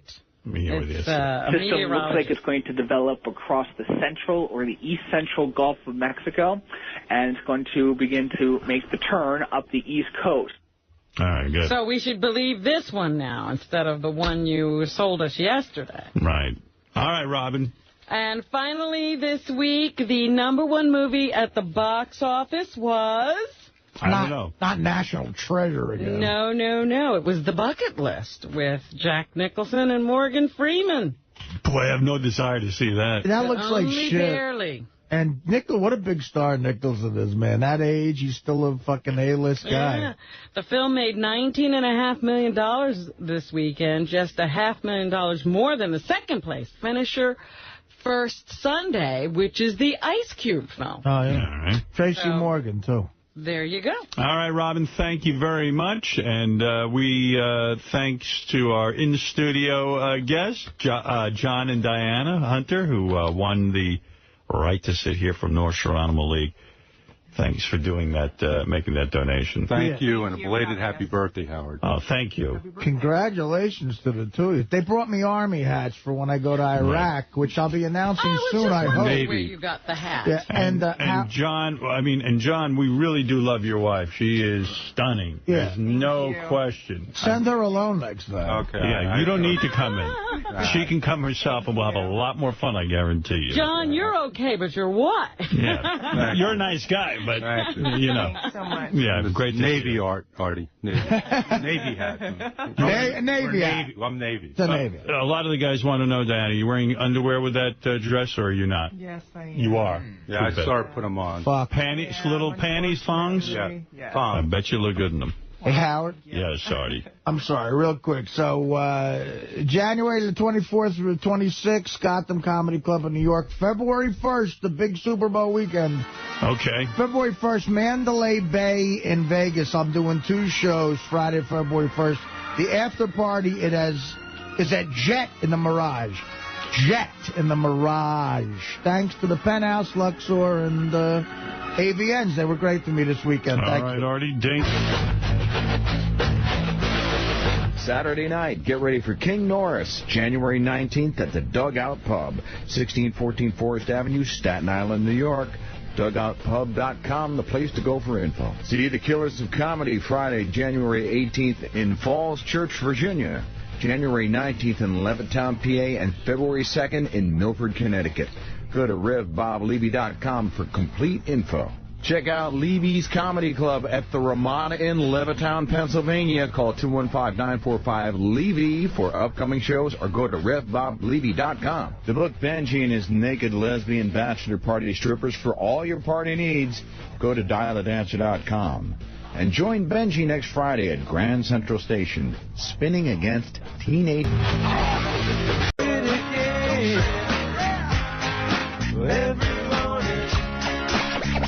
We love you, Beetlejuice. Go home and take a nap, all right, every morning. Yeah! Beetlejuice, that was for you. That was for you, my friend. It's a shame that they don't perform anymore, those guys. They were good. They do. Nah, he's a host of talk. What do you call that? That extra. Extra. But he goes out on the weekends. Yeah, it's weird. They're talented guys. It's really weird when I tune in extra and I see Mark McGrath being the host. But all kinds of crazy things are going on. Drew Lachey running a game show. Hey, I got to tell you, I bet you Artie doesn't even know this. I don't even know if you do. I'll tell you this story. This is good. There's a lot of good stuff today. And Don King's stopping by, Gilbert's stopping by today, but... so Are they a new team, Don King and Gilbert? They'd be good together. I have a lot to talk about, so let me get right into it. So that would be loud. I'm sitting at home yesterday. Yes. Finally got home. My day was long. And I get an email from David Spade. You know anything about this? No. Okay. Artie, you know anything about this? I don't think so, no. All right, good, because this will be fun for me to tell you guys and get your reaction. So I get an email from Spade, and he says, hey, I'm going to give you, what time are you up till tonight? I'll give you a call. So I said, it was already like 7 o'clock and right, stuff. Right, that's night for you. Yeah, I'm like already dead. I go, dude, call me now, because I was just sitting right in front of my desk reading my email. I said, call me now, because it sounded like it might be something good. I never heard back from him, so he never called me, and he didn't call me later, so that was the end of that. And that's what you wanted to tell us? No. Well, I'm working toward it if you give me a sec. Listen, we got a lot of time on our hands. You know, we can go right to the news and get the hell out of here. Robin, this is a masterful storyteller. Right. You know, come on. Trust me. I thought he was ending it. Yeah, David Spade wrote me and said, when do you want me to call? And then he never called. It's been 75 years you're working with me. You should know I'm working towards something. I'm teasing you. Anyway, so, I know. Anyway, so I went to bed. I didn't think anything of it. And then I wake up this morning. Beth had been up for an hour. The dog got up at 3 in the morning, woke her up because the dog had to take a shit. Ooh. So she went out with the dog, and she goes, I was just on the computer. She goes, it's reported on TMZ that David Spade got a chick pregnant. And I go, who? She goes... She goes, who do you think it is? I go, well, who do I think it is? Who is it? Jennifer Aniston? No. He was reported with her. That's why. No. You know. Jillian Grace. Holy Stop it. Our little playmate? Our playmate that we took out of high school. Oh, my God. He got Jillian Grace pregnant? You imagine this fucking guy? Can you believe... I mean, of all the goofing we were doing when she came in here with the mother and the boyfriend... Oh, my goodness. Like, we didn't even predict that. I mean... No. The kid will be a direct result of our show. You know, it's like... Wow. You know, we said... got Jillian Grace pregnant. I don't even know where to begin. First of all, wow. You know, when I hear this, the first thing that goes through my mind is like, Spade. No wonder he had to call you. You're like the dad. Wait a minute. I'm like, Spade, when you're fucking a high school playmate, where's the rubber? Yeah. Wait a minute. This makes sense. Some of the guys in the back will know this. Maybe it was Jason or someone. A month or so ago, they pulled up a picture of Spade on some celebrity website. And I got an email from somebody. Walking, he was walking with a chick, and we said, is that Jillian Grace? We all said, right. Is that Jillian Grace? And we looked closer, and I said, I think it is. And then we all said, fucking, why would he be with her? All right. And it was her. So anyway, like a lot of thoughts went through my mind. Number one, Jillian kind of went out to... First of all, I mean, where do I begin? Maybe the kookiest letter I've ever received in my history of radio was the letter from Jillian Grace's mom. Right. I know. That's a story you sit around and you tell at dinner. Saying how her daughter's dream... Now, her daughter, mind you, was still in high school. Had just graduated. Her daughter's dream was to be in Playboy, and she wanted to bring her in for us to see her naked. Yeah, I think when the mother wrote the letter, she might have still been in Playboy. Right. We saw, and, I mean, everything we predicted came true times 20. So she came in and we said, you're going to be at the Playboy Mansion banging Pauly Shore. And some basketball team. I forget which one. Right. Pauly gloved up. No, yeah, we kept saying LeBron James, I think, or something, but... What's up? If you remember, the only reason we booked her in the first place, we've gotten a million letters from girls who wanted to be a Playboy, but the fact that the mom wrote the letter, we only booked her if she came in with her mom. Right. And it was, I think the letter was, she graduated high school in June. I think the letter was like dated August. Yeah, as soon as she got out of high school. I mean, I knew she wasn't old enough to have started college yet. Yeah, right. and Jillian's a real sweet girl and everything, but maybe not the brightest bulb in the batch. And she's young, you know. She's young, you know, and not even that she's not bright. She's just not. She's young. She's a kid. And these big Hollywood moguls get a hold of her. Literally a kid, yeah. But anyway, I was kind of sort of pleased that she went out to L.A., she did the Playmate thing, saw it was going nowhere, and the last we heard, I think, was that she was a personal trainer working somewhere, not even in L.A. Living in St. Louis and wanted to train me. She was sort of done. Like, the Playboy thing had run its course. She hadn't built on that, and she was sort of done and going back, because in the original letter, the mom said that she was a personal trainer. Right. So she went back to being what she was going to be. And was she living at home, or was she... You mean when she went back? I'm unsure. I don't think so. Okay. She was in St. Louis, last we heard. I don't know. I didn't get to speak to Spade, but he must have gone to one of these Playboy Mansion parties, and I guess she was there. They probably invite all the Playmates who have appeared in the past, and I guess Jillian was there, and he probably hooked up, and... Now he's a dad. I wonder if he wore a rubber, but it doesn't sound that way. I guess not. Well, you might wear a rubber and it could break, but the odds of that happening are pretty slim to none. But Pauly knows. Right. She banged Pauly Shore and Spade, and God knows who else. Anyway, well, when did she marry? She was dating some guy on a TV show for a while, too. So anyway, Really? So anyway, I mean, a million thoughts went through my head. Number one, how much money... Well, Spade has issued a press release, I guess, that said, look, I did have a brief affair with Jillian Grace, and if I am the father, I will take full responsibility. So he doesn't, he's in some kind of crazy lottery. He's in 𝗦𝗵cie𝗄𝗿𝗍 land, you know. It'd be great to have them on and do the paternity test right here on the show, but I don't think probably Spade's going to want to push this, yeah. Jillian Grace still, I feel, owes us some sort of scoop. Well, she should have us do the paternity test. Howard, you know, it's funny. Yes. Jackpot. Spade's a millionaire. Can you get her on phone? Yeah, we'll try to get her on the phone. Let's call Well, Artie hit into the next thing that my second thought was, how much child support will she hit Spade up for? Could she go for like $25,000 a month? He's a very wealthy man, That sounds light. $25,000 a month is what you get. Based on his salary. It's not based on her life. It's based on his life. 25,000 a month. 300 grand. 300 grand after taxes a year. Who was I just reading that had that similar? Somebody's alimony payments were something like that. Yeah, that's what I'm telling you. That's a lot of money. That's probably 3 episodes of the show he's doing right now. I think you're probably looking more at 10 to 15,000 a month. Wait a second. What do you mean 3 episodes? You're saying he only gets $8 grand an episode? 100 grand an episode. Oh, I see what you're saying for the total money. But you're looking at it the wrong way, Art. Well, I know. It's more like 8 episodes. Well, it's also...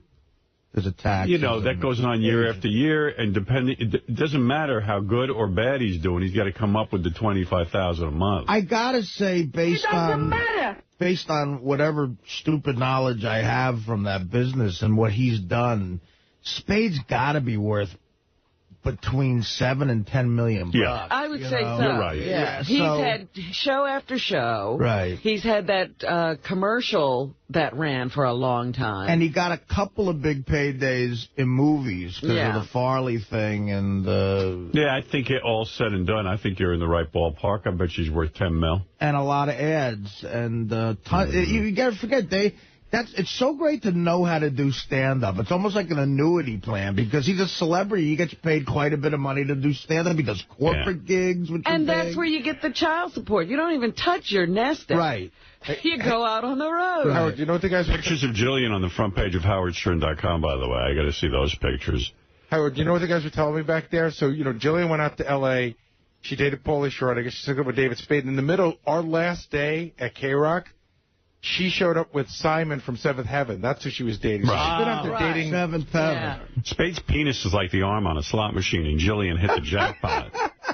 You know, I doubt, you know, she's 22 years old. I don't think she wants to be squiring around a baby. But, you know, if it's David Spade's baby, you do it. You will carry it. Oh, there she is. Boy, a nice little body on her. Oh, my God. Well, that little belly is going to be poking out. And what do you think 25... One of us didn't fuck her. She is cute. What do you think 25... Well, we could have fucked her. I guess we could have. What the fuck are we doing? And we would have worn a rubber. Who's the we? I think Howard You could have fucked her, too. Robin, you could have fucked her.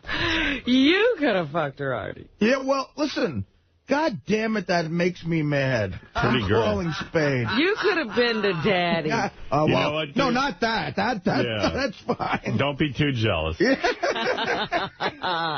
Because now he's got a baby with Jillian Grace. In St. Louis. Yeah. He's forever. Yeah, look at that crazy commute to see your kid. He's forever tied to her. You know, Dave obviously is a good friend of ours, and part of me, I know I've had conversations with him off the air. I feel bad for him. Well, in the last few years, you know, he finally, in a big way, wanted to settle down and have some sort of normal life with a girl. He was desperately trying to find that one. Who? What? Well, he was for a while. I mean, you know. You believe that? Well, I did I think he believed that for a little while, at least. Right. And he was really into that one chick. Julie Bowen. Yeah. And I know he thought that could happen, but certainly this was not in his fucking scenario, you know, I mean, and so I feel bad for him. Well, what kind of dad do you think he'll make? Will he be an involved dad? No. Or? He doesn't want to be a dad. He doesn't want anything to do with her. He wanted to get laid for a couple of weeks and then move on. He's involved with him. Yeah, he loves one person, David Spade. And I mean, look, we're all the same. And the other question, does this raise his cachet or lower it? Lower with the other women? Jennifer Aniston is not going to be happy. He's out of there, huh? Yeah. What do you mean you're fucking the girls at the Playboy Mansion, you fucking asshole, and you're getting them pregnant? No one does that. I mean, I could hear Jennifer Aniston now, that sourpuss. Who did you get pregnant?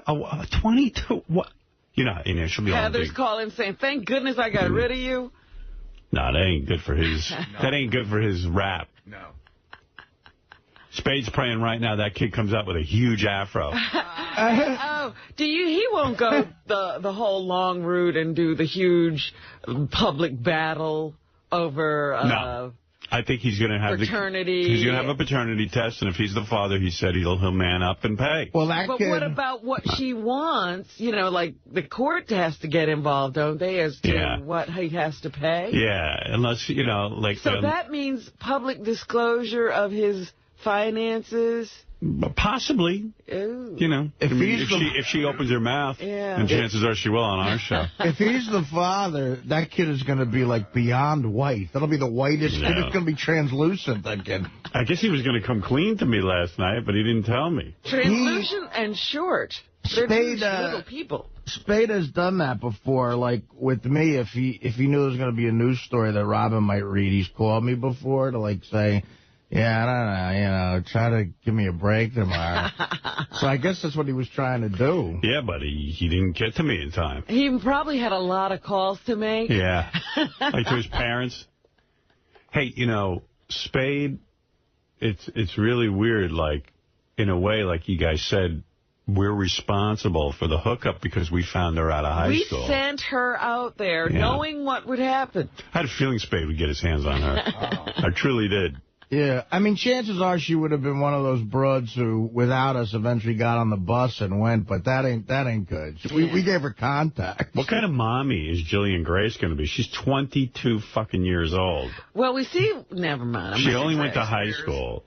The kind of mommy that hires a nanny with Spade's money. Maybe she'll get somebody who knows how to raise a kid. Yeah, and then, like, is Spade going to be involved with the raising of the kid? Of course not. He's going to be, you know, and the kid will probably grow up to be a football player who doesn't know his dad, and then Spade will be out there. So when Spade's like 60, is this kid going to come knocking on the door and go, hey, Spade, what's happening? Let's hope that he's a successful kid, and Spade wishes he knew him. Dave is like 43, I think, so he'll be, when he's 60, the kid will be just in, like, graduating high school. But doesn't Spade have a bunch of daddy issues? So now he's the king of them. His father left them. Right, so now isn't he going to be guilted? He's leaving his kid. Yeah.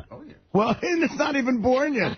You know, laughs at him. If I was Spade, I'd just go up to Jillian and say, you know what, why don't I just give you every dime I made on Joe Dirt? I'm talking about, like, what I got in advance. And what more than that, I think. You're going to need more than that. Can I just give you all of that? You know who's laughing at him is James Caan. What did James Caan bang? I think 18 Playmates in a row. And James Caan banged every Playmate starting from, like, January through 2 years. He holds the record, I think. He never got any of them pregnant. It's like, what the fuck are you doing? Wow. Rob says that Spade won't have to pay that much money. Go ahead, Rob. What's your theory there? Well, I just went through this, Howard, and I'm telling you, it's based on, it depends on where he's being sued. California, probably. Right, but the way it works is that if she's suing from one state and he's suing from another, basically she gets to sue him for paternity in the state that she's in, and the way it works federally is she's allowed to take him to court wherever he lives, and she never has to appear in court. She can have a surrogate appear based on the fact that the state is doing the suing. I think Jillian should really take the high road and show the world how much she really wants this baby, not because it's David Spade's, and not asking for a dime. Look, Jillian will be on a plane at every court appearance looking pregnant and sad at 22 with the 43-year-old Spade over there. I don't mean to laugh. I mean, I do feel bad for the guy. He's a good dude, Spade. Don't feel bad for the guy. Feel bad for the baby. I feel bad for the guy. Well, maybe had a good time. I don't know the baby yet. I know Spade. Maybe there's true love between the two of them. I don't know. Spade's about as big as the baby. He's just about to land Jennifer Aniston. This is going to fuck his whole plan up. He was just about to be in with Courtney Cox. Tom Brady. Yeah. He can't leave a baby mama and have the supermodel, too. Wow. He can't. But Howard, one thing, he's not going to have to pay. You're nuts, Rob. Look, that's your little situation. This is a whole different ballgame. The court decides how much. He's in the court of a public opinion. Yeah, but it's based on what the child would have had if he was living with the mother. And that means a lot. She should consider herself lucky it's not Pauly Shore's baby. I think Spade's got way more money. I don't know. Pauly Shore has that inheritance, right? It's just a comedy club. No, but that thing is a cash cow and has been for years. Yeah, but do they own the real estate there? I got a feeling Pauly Shore's got a lot of money. Yeah. And he runs that place now. His mother, he was just telling me the other day, he's like, yeah, I run the place now. If you want to come out and do a spot, let me know. And, I mean, that's one of the most successful comedy clubs in the country. Yeah. I feel like Spade's got more money than Pauly Shore. I think she did very well for herself. Spade's money will go up and down. It looks like Pauly Shore is he's a lock. They're both richer than that Simon jerk off, so she got away with one there. Yeah. He only had one television. She probably looked at Spade's bank account before she, punctured the rubber. Oh, you think it could have been sabotage? I don't know. I know not. Yeah, right. I know. We're just having fun. But we got to get Jillian on the phone. This is big. Is she going to talk to us now, or is she, I'm a lady in waiting with Spade's baby. I don't take phone calls. We left her voicemail. Yeah, we got to get her on immediatamente. And or Spade, maybe too. we should talk to her mom. Grandma. Well, tell her now Artie does want it. She was begging me for money and publicity, I guess. I said, now I do want her to train me. Tell her to get her pregnant ass out here. You want to see how her, because we predicted this to her mom. Look, here's what's going to happen to your daughter. We should have the baby shower for her on the air. Oh, yeah. The Jillian Grace baby shower, starring David Spade and Jillian Grace. Yeah, the and Beetlejuice. Beetlejuice, the proud parents. Hey, I got you something. It's Jeff the Drunk. We should accompany her to the ultrasound. We should be her coach in labor and delivery.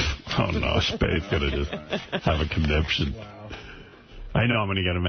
Thanks, man. Heard the show. Hey, we didn't knock her up. Yeah, hey, come on, dude. What'd you expect? When you were fucking her, you should have... How are we supposed to lighten up on this?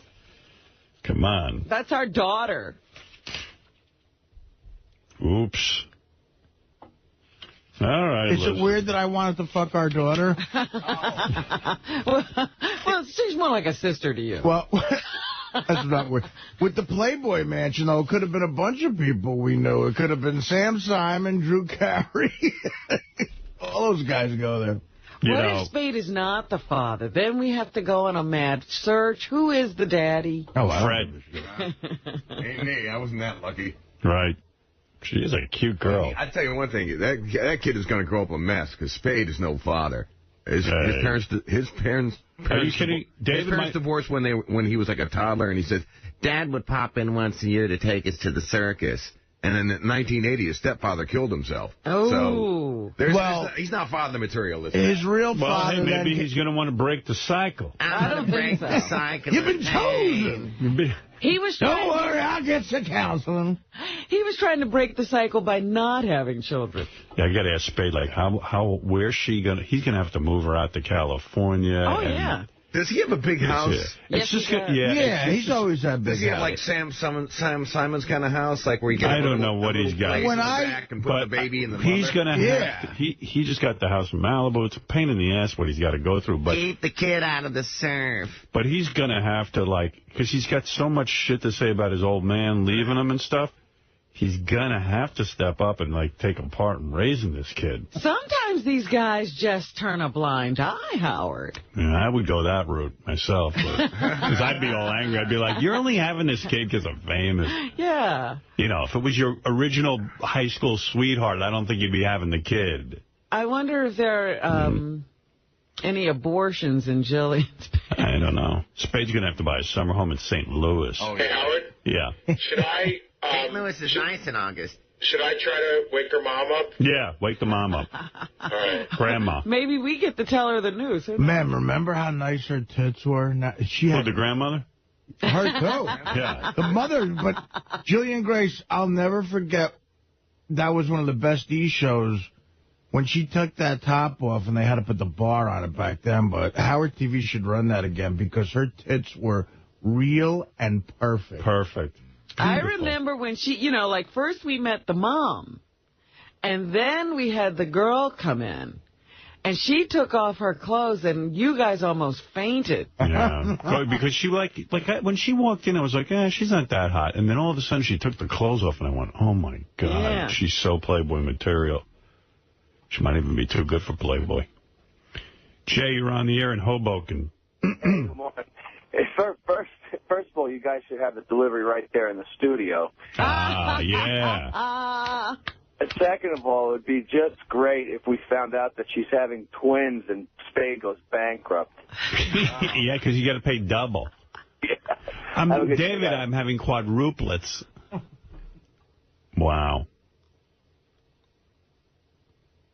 Hey, Brian, you're on the air. Go ahead. Hey now, Howard. Yeah, it's a bummer about Spade, huh? Yeah, I feel bad for the guy. I know it's got to be a real shocker. I'm shocked. She's 22.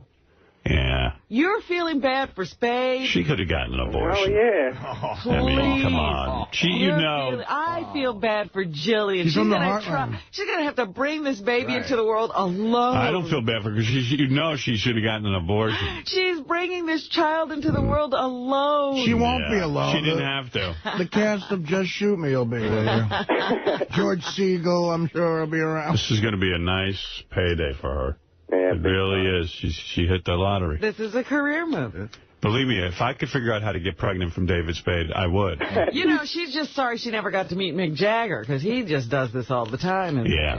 pays big time. He's got it down to a science. You get a summer home in Mustique, Yeah, he literally he just buys houses for these two. And then he drops in and visits you once a year. It's kind of cool. The guy from the Rolling Stones visits you.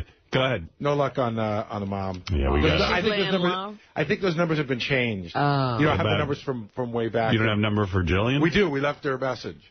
Yeah, I have her cell number in that email she sent. We have a cell number. Maybe Jillian or Mom were up all night celebrating and screaming jackpot. It's funny because we turned Jillian down the last couple of times she wanted to come on. Yeah, well, there was nothing to talk about. Now we got something. I think we didn't know there was something to talk about. Right, if she would have said in her notes, I'm banging David Spade, I would have booked her. It'd be cool. You call Jillian's cell phone and you hear, "Hi, we're not here right now." I wonder if he leaves the same wise-ass messages for her, like, as I hear, you got my kid inside, yeah. Yeah, that's cool. Lucky you. Shit. Yeah, Howard. Is there any way I can persuade you to get an abortion? Oh, my God. Answer me this. She never thought of that, right? I would have promised her like 50 roller coaster rides if she got the abortion. And like a whole weekend at Disneyland. Cotton candy. Take it to Disneyland? I would take her to Disneyland and put her on the roller coaster. See, here's the... Hey, I'll do that teacup ride with you. Over and over again. Here's the answer we'll never know. If she went back to St. Louis, remember that first boyfriend she had? If she got into the same situation, what would she have done? Well, and we'll never know. That's a good question. He was like, I'm trying to remember correctly. I might be wrong, but I think he was like a mechanic. No, he was. Yeah. At the gas station, yeah. I think now she'll get enough money from Spade. The gas station guy can actually raise the kid with her and marry her. Right, he could stop working. Right. He can be Kevin Federline. She can buy the gas station. Right. How great is they have their own gas station? Because let me tell you what you do. The move is you get $25,000 a month from Spade, right, tax-free. Right. You put about $2,000 into the kid. You don't go crazy. $3,000. How much does it cost to feed a kid? They eat shit. And in St. Louis, too. It's not the cost of living of L.A. Right. Maybe you start a college fund, but you didn't go to college. And maybe I'd make Spade get me a house. Tax-free, whole thing, all paid. All right. And then on the $25,000, what do I got to put up? What's my nut? $3-4 with the kid at the most? How many clothes are you going to buy the kid? Do you think she can negotiate a house and then the child support payment? Yes. She'll get a house. Yes. She's going to need some... She's got to have the child support payment. David Spade's kid can't grow up in some fucking shithole. And I'll tell you what, in St. Louis, you were right, Garrett. $750,000 gets you a beautiful home there. So, Oh, yeah, she'll have a mansion in St. Louis. So I figure I'll have to lay out about $1 million for a nice house. Although she might want to live in L.A. close to the father, so she might want Malibu real estate. Oh, then we're talking major money. So he can just give her the house he just bought. And then you can sleep on the beach. Or for $1 million, he could buy her a porta-john and another Andy Gump in Malibu. Right, poor Spade is homeless. Hey, I got a question for you. Spade will be living with us. I don't understand how these negotiations work. So say she goes to court, she gets the house at $25,000 a month for child support. No. The money's for the child, correct? Right. So can she negotiate money? No, she's got let this me house. tell you how it works. Eating no, but here's how it works. Taxes. You kind of go, yeah, $25,000 because, hey, I got it. The kid, when the kid goes to the father, he has a certain lifestyle now. I don't have a house. How big a step down do you want him to take? Right. Oh, be confusing to the child. Confusing the child. The child needs, this and that, and it's going to look bad for Spade if his kid's growing up in a tenement. Because the tabloids will never leave it alone. Right. They'll be giving you a yearly update on how bad Spade's kid is doing. While Spade is partying with Jennifer Aniston, his son lives in a shithole. Do you think there's a lawyer in a room with David right now having this conversation with David? Listen, just that's why David couldn't call me yesterday. Pay the big knot. Pay. Otherwise, you're going to be in the tabloids. Just pay. Yeah. Just pay everything you make. You know what? You want to be Dad of the Year. I'm going to text. Think about some of these new movies. 3/4 of the cast are dead. All right, let's let Robin do the news. I was just going to run up the list. Bill O'Reilly was number 8. David Letterman tied with Steve Colbert for number 6. Jon Stewart was number 5. Right. Hugh Lowry, number 4. Jay Leno, number 3. Oprah, number 2. And Ellen DeGeneres, number 1. Congratulations to Jackie Martling. I see in the paper today that he has renewed his contract with Sirius Satellite Radio to continue the joke hunt. No, I want more money. I'm leaving Sirius because I think I can get a better deal elsewhere. I'd ask for more, but I don't want to seem like a orthodontist. Right. What else is there? Also, have you seen the Tom Cruise Scientology talk? Yes, video? I do. I have the video. Could you play some of it? Because I'm dying to hear it. Here's the rap. I guess this was done somewhere, and the supposed Scientologists are trying to keep this off the Internet or something. Well, apparently it was on YouTube at one time, and they were told to take it down, and they did, and Gawker.com. I think Tom Cruise said, I want you motherfuckers to please come in my ass. A lot of people would say... I don't think he would say that. No. But he doesn't do a black voice. Go ahead. I think this video was used to sort of recruit people. Well, no, it's not clear what this was, but Tom Cruise was talking somewhere, and now he's being criticized because he's so fucking exuberant about this Scientology, and he makes wild statements like, when there's an accident, we have to show up at the accident because we're the only people who can help. Right. They're the only people who can do something. I mean, it's like crazy stuff. So here I'll just play you some of it. He's a bozo. See if there's anything that... All right, here we go. It's a privilege to be a Scientologist. I think it's a privilege to call yourself a Scientologist, and it's something that you have to earn. And because a Scientologist does, he or she has the ability to create new and better realities and improve conditions. Being Scientologist, you look at someone and you know absolutely that you can help them. So for me, it really is KSW, and it's just like, it's something that I don't... Some joker put that music in behind it. I was going to say, they didn't really do it. But what is KSW? I don't know. You could get a bucket of chicken there. Yes. I don't know. I don't really know what's going on here, and I know people are saying he's acting crazy. What's KSW? I think it's like Keep Scientology Working or something. But that music was put in by the Scientology people. Oh, was it? Yeah. What's the best clip? Do you know where he sounds the craziest? Because I didn't think he sounded that crazy. Sounds like you know what? There's one, he's talking about SPs. I forget what that stands for. I don't have the whole... It's like socially oppressives or something like that. He lets out like this weird laughter or something.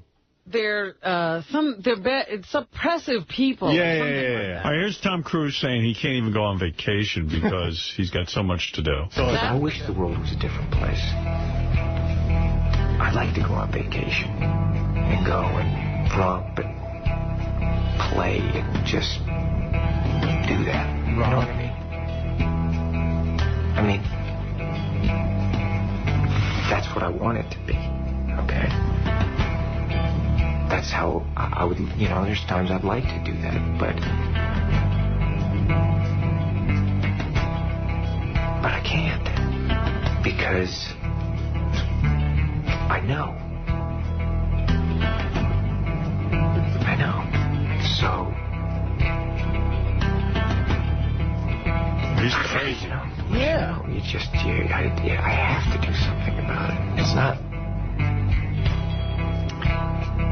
you know, you can sit here and wish it was different, and then you look at it and you go, okay, this is it. All right, okay, and there's that moment where you go,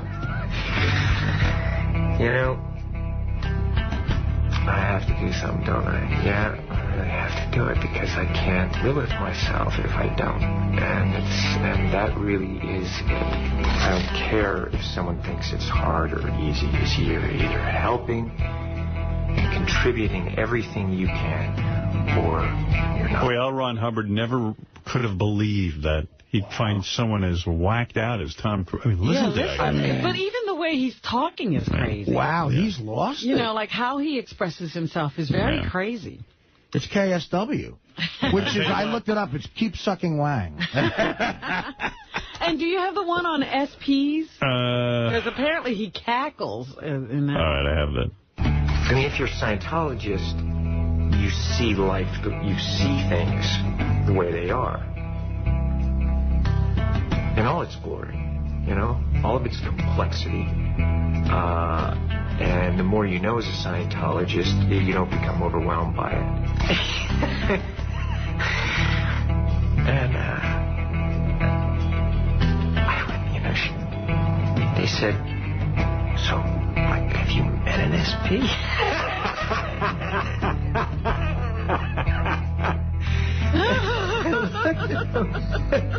You know, I thought, what a beautiful thing, because maybe one day it'll be like that. You know what I'm saying? Maybe one day it will be wow, SPs, like, they'll just read about those in the history books, you know? The thing is, I just go through that tech, and it's literally, it's not how to run from an SP. It's PTSSP, how to shatter suppression, confront shatter suppression. You apply it, it's like, boom. Because they don't come up to me and do that. They don't do it to me. Not to What the fuck is he talking about? Wow, this is... Who's he talking to? I don't know. He's just Himself, talking. He's talking right into a camera. But, Man, you know what gets me about... SPs must be people who don't believe in Scientology. They're suppressive persons. Right. And that's all I know about them. What gets me about the business is if you're worth that much money, you could be that crazy. I guess so. Yeah, and he keeps getting... It's like with me, if I went out and said, you know, I kind of like diet root beer, they'd go, oh, Gilbert's crazy. I can't hire him. Yeah. What's up? You should play the second clip, too. He just talks about... He's just more crazy talk. We are the authorities on getting people off drugs. We are the authorities on the mind. We are the authorities on improving conditions. Criminon, we can rehabilitate criminals. Way to happiness, we can bring peace and unite cultures. Well, do it. You're waiting for it. Do this crazy stuff. Get off your ass. Once you know these tools and you know that they work, it's not... Just cure acne. Fuck everything else. I could... I'm just doing okay. Traveling the world and meeting the people that I've met, you know, talking with these leaders in various fields.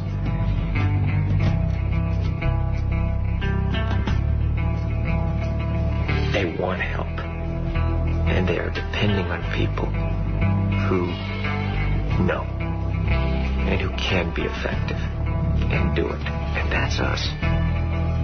That is our responsibility to do that. It is the time now. Now is the time, okay? It is, being a Scientologist, people are turning to you, so you better know it. You better know it. And if you don't, you know, go and learn it, you know? But don't pretend you know it or for, you know, whatever. It's like, we're here to help. Wow. He's a real recruit. Yep. Yeah, all right. They said in the video, too, he's karate chopping. And Yeah, I didn't see any of that, but I didn't see the whole video. I missed the karate chopping. I love that now's the time to solve all these problems. Like before, they were kind of holding back. Hey, Amy. Amy in Baltimore says she's a Scientologist, yeah. Well, I'm not officially a Scientologist because I don't have the money to be a Scientologist. So you're just nuts now.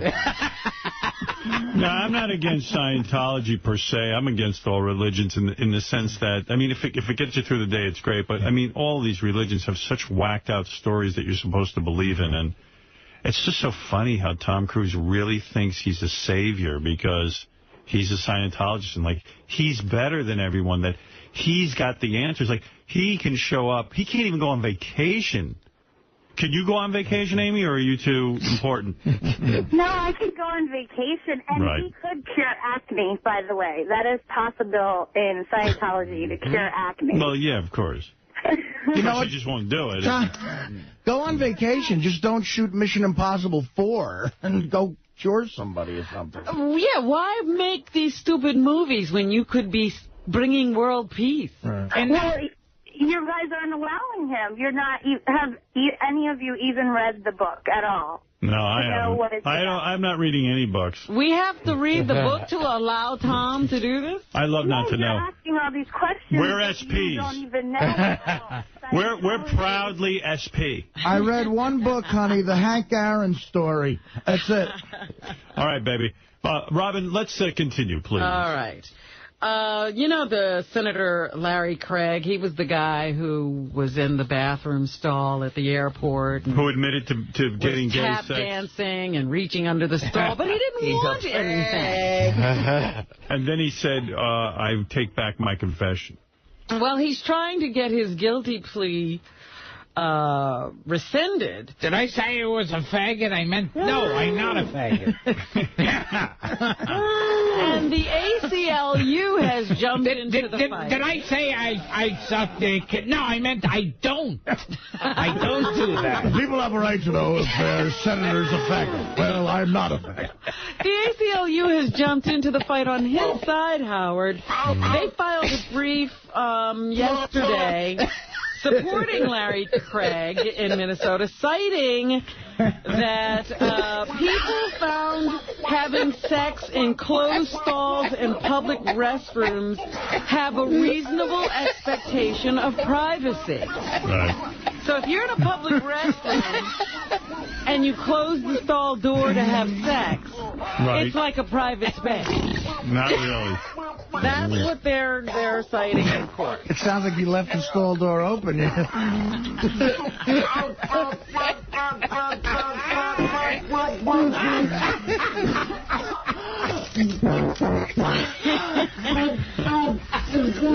one of the first...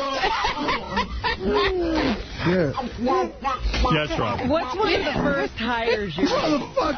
One of the first tires? Hires you make when you're thinking of a children's birthday party. Well, first you have to think food, Robin. You have to... No, I'm talking about when you get to the entertainment. Entertainment, you have to get a clown that's a pedophile.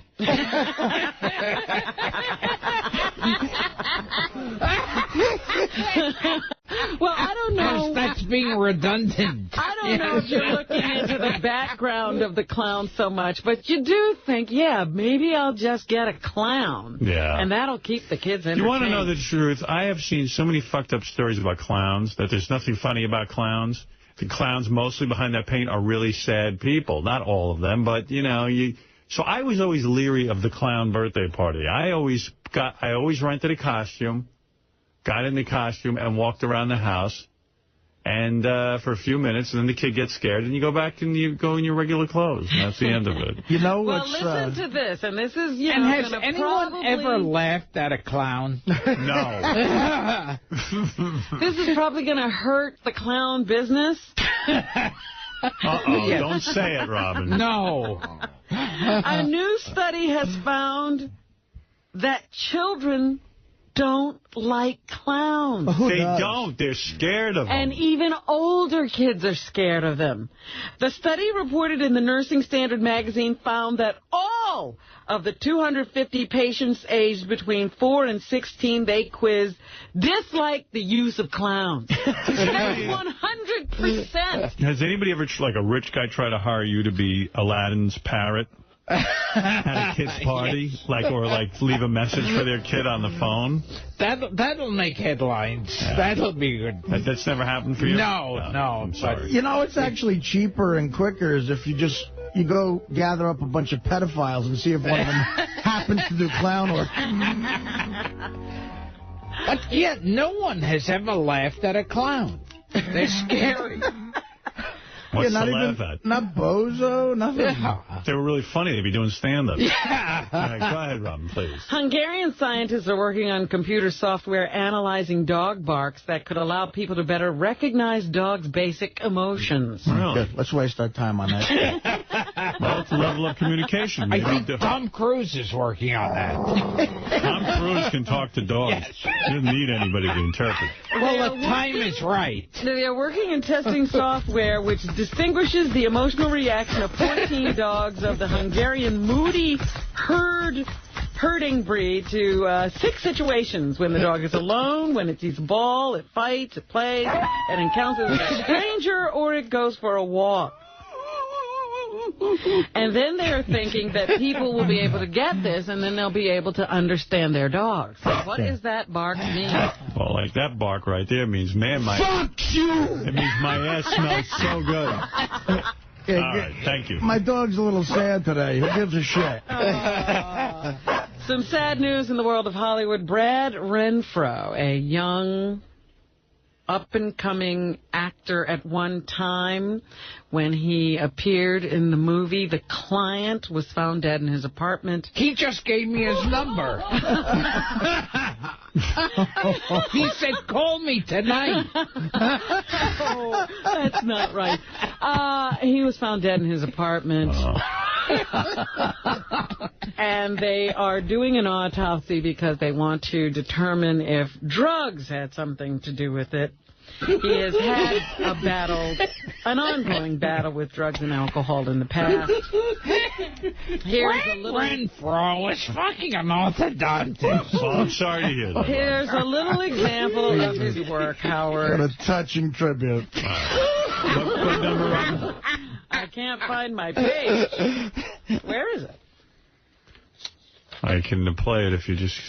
Yeah, here we go.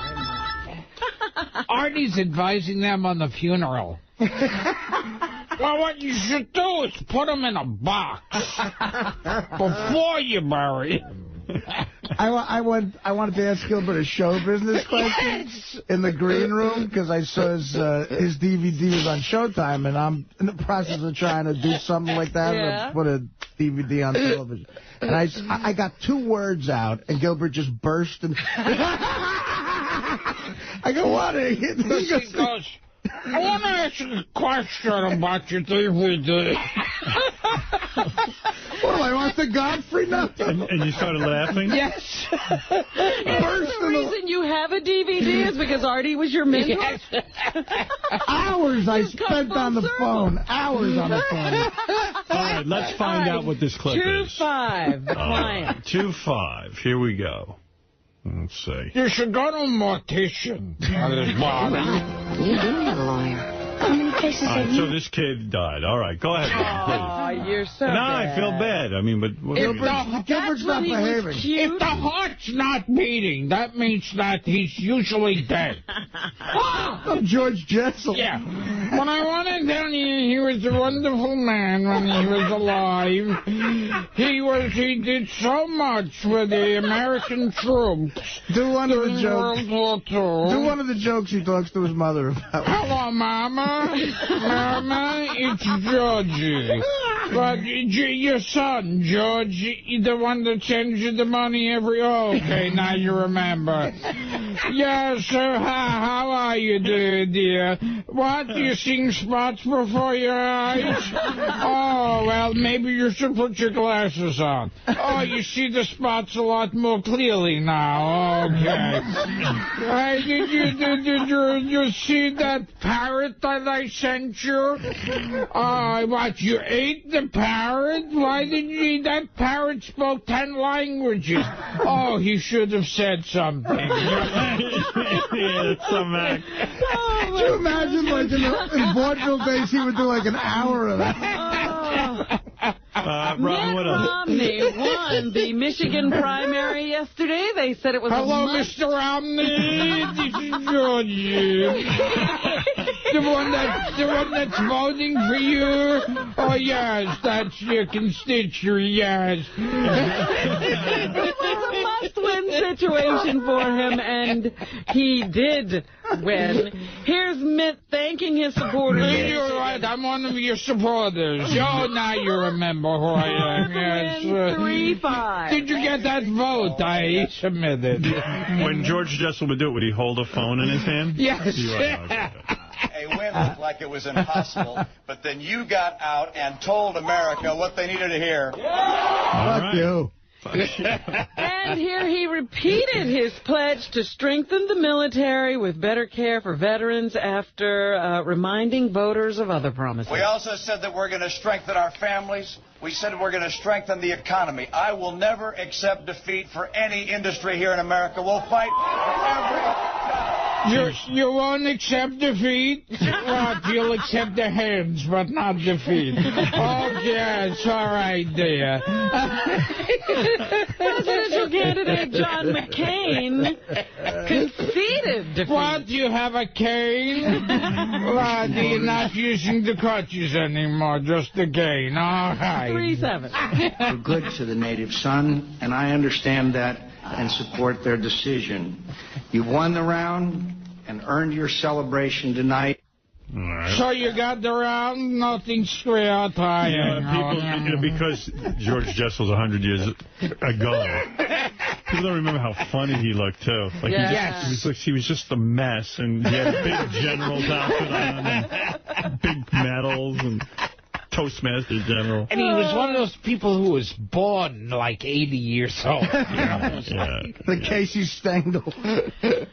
Former Arkansas Governor Mike Huckabee says he believes he's still the front runner in the Republican race, even after coming in third.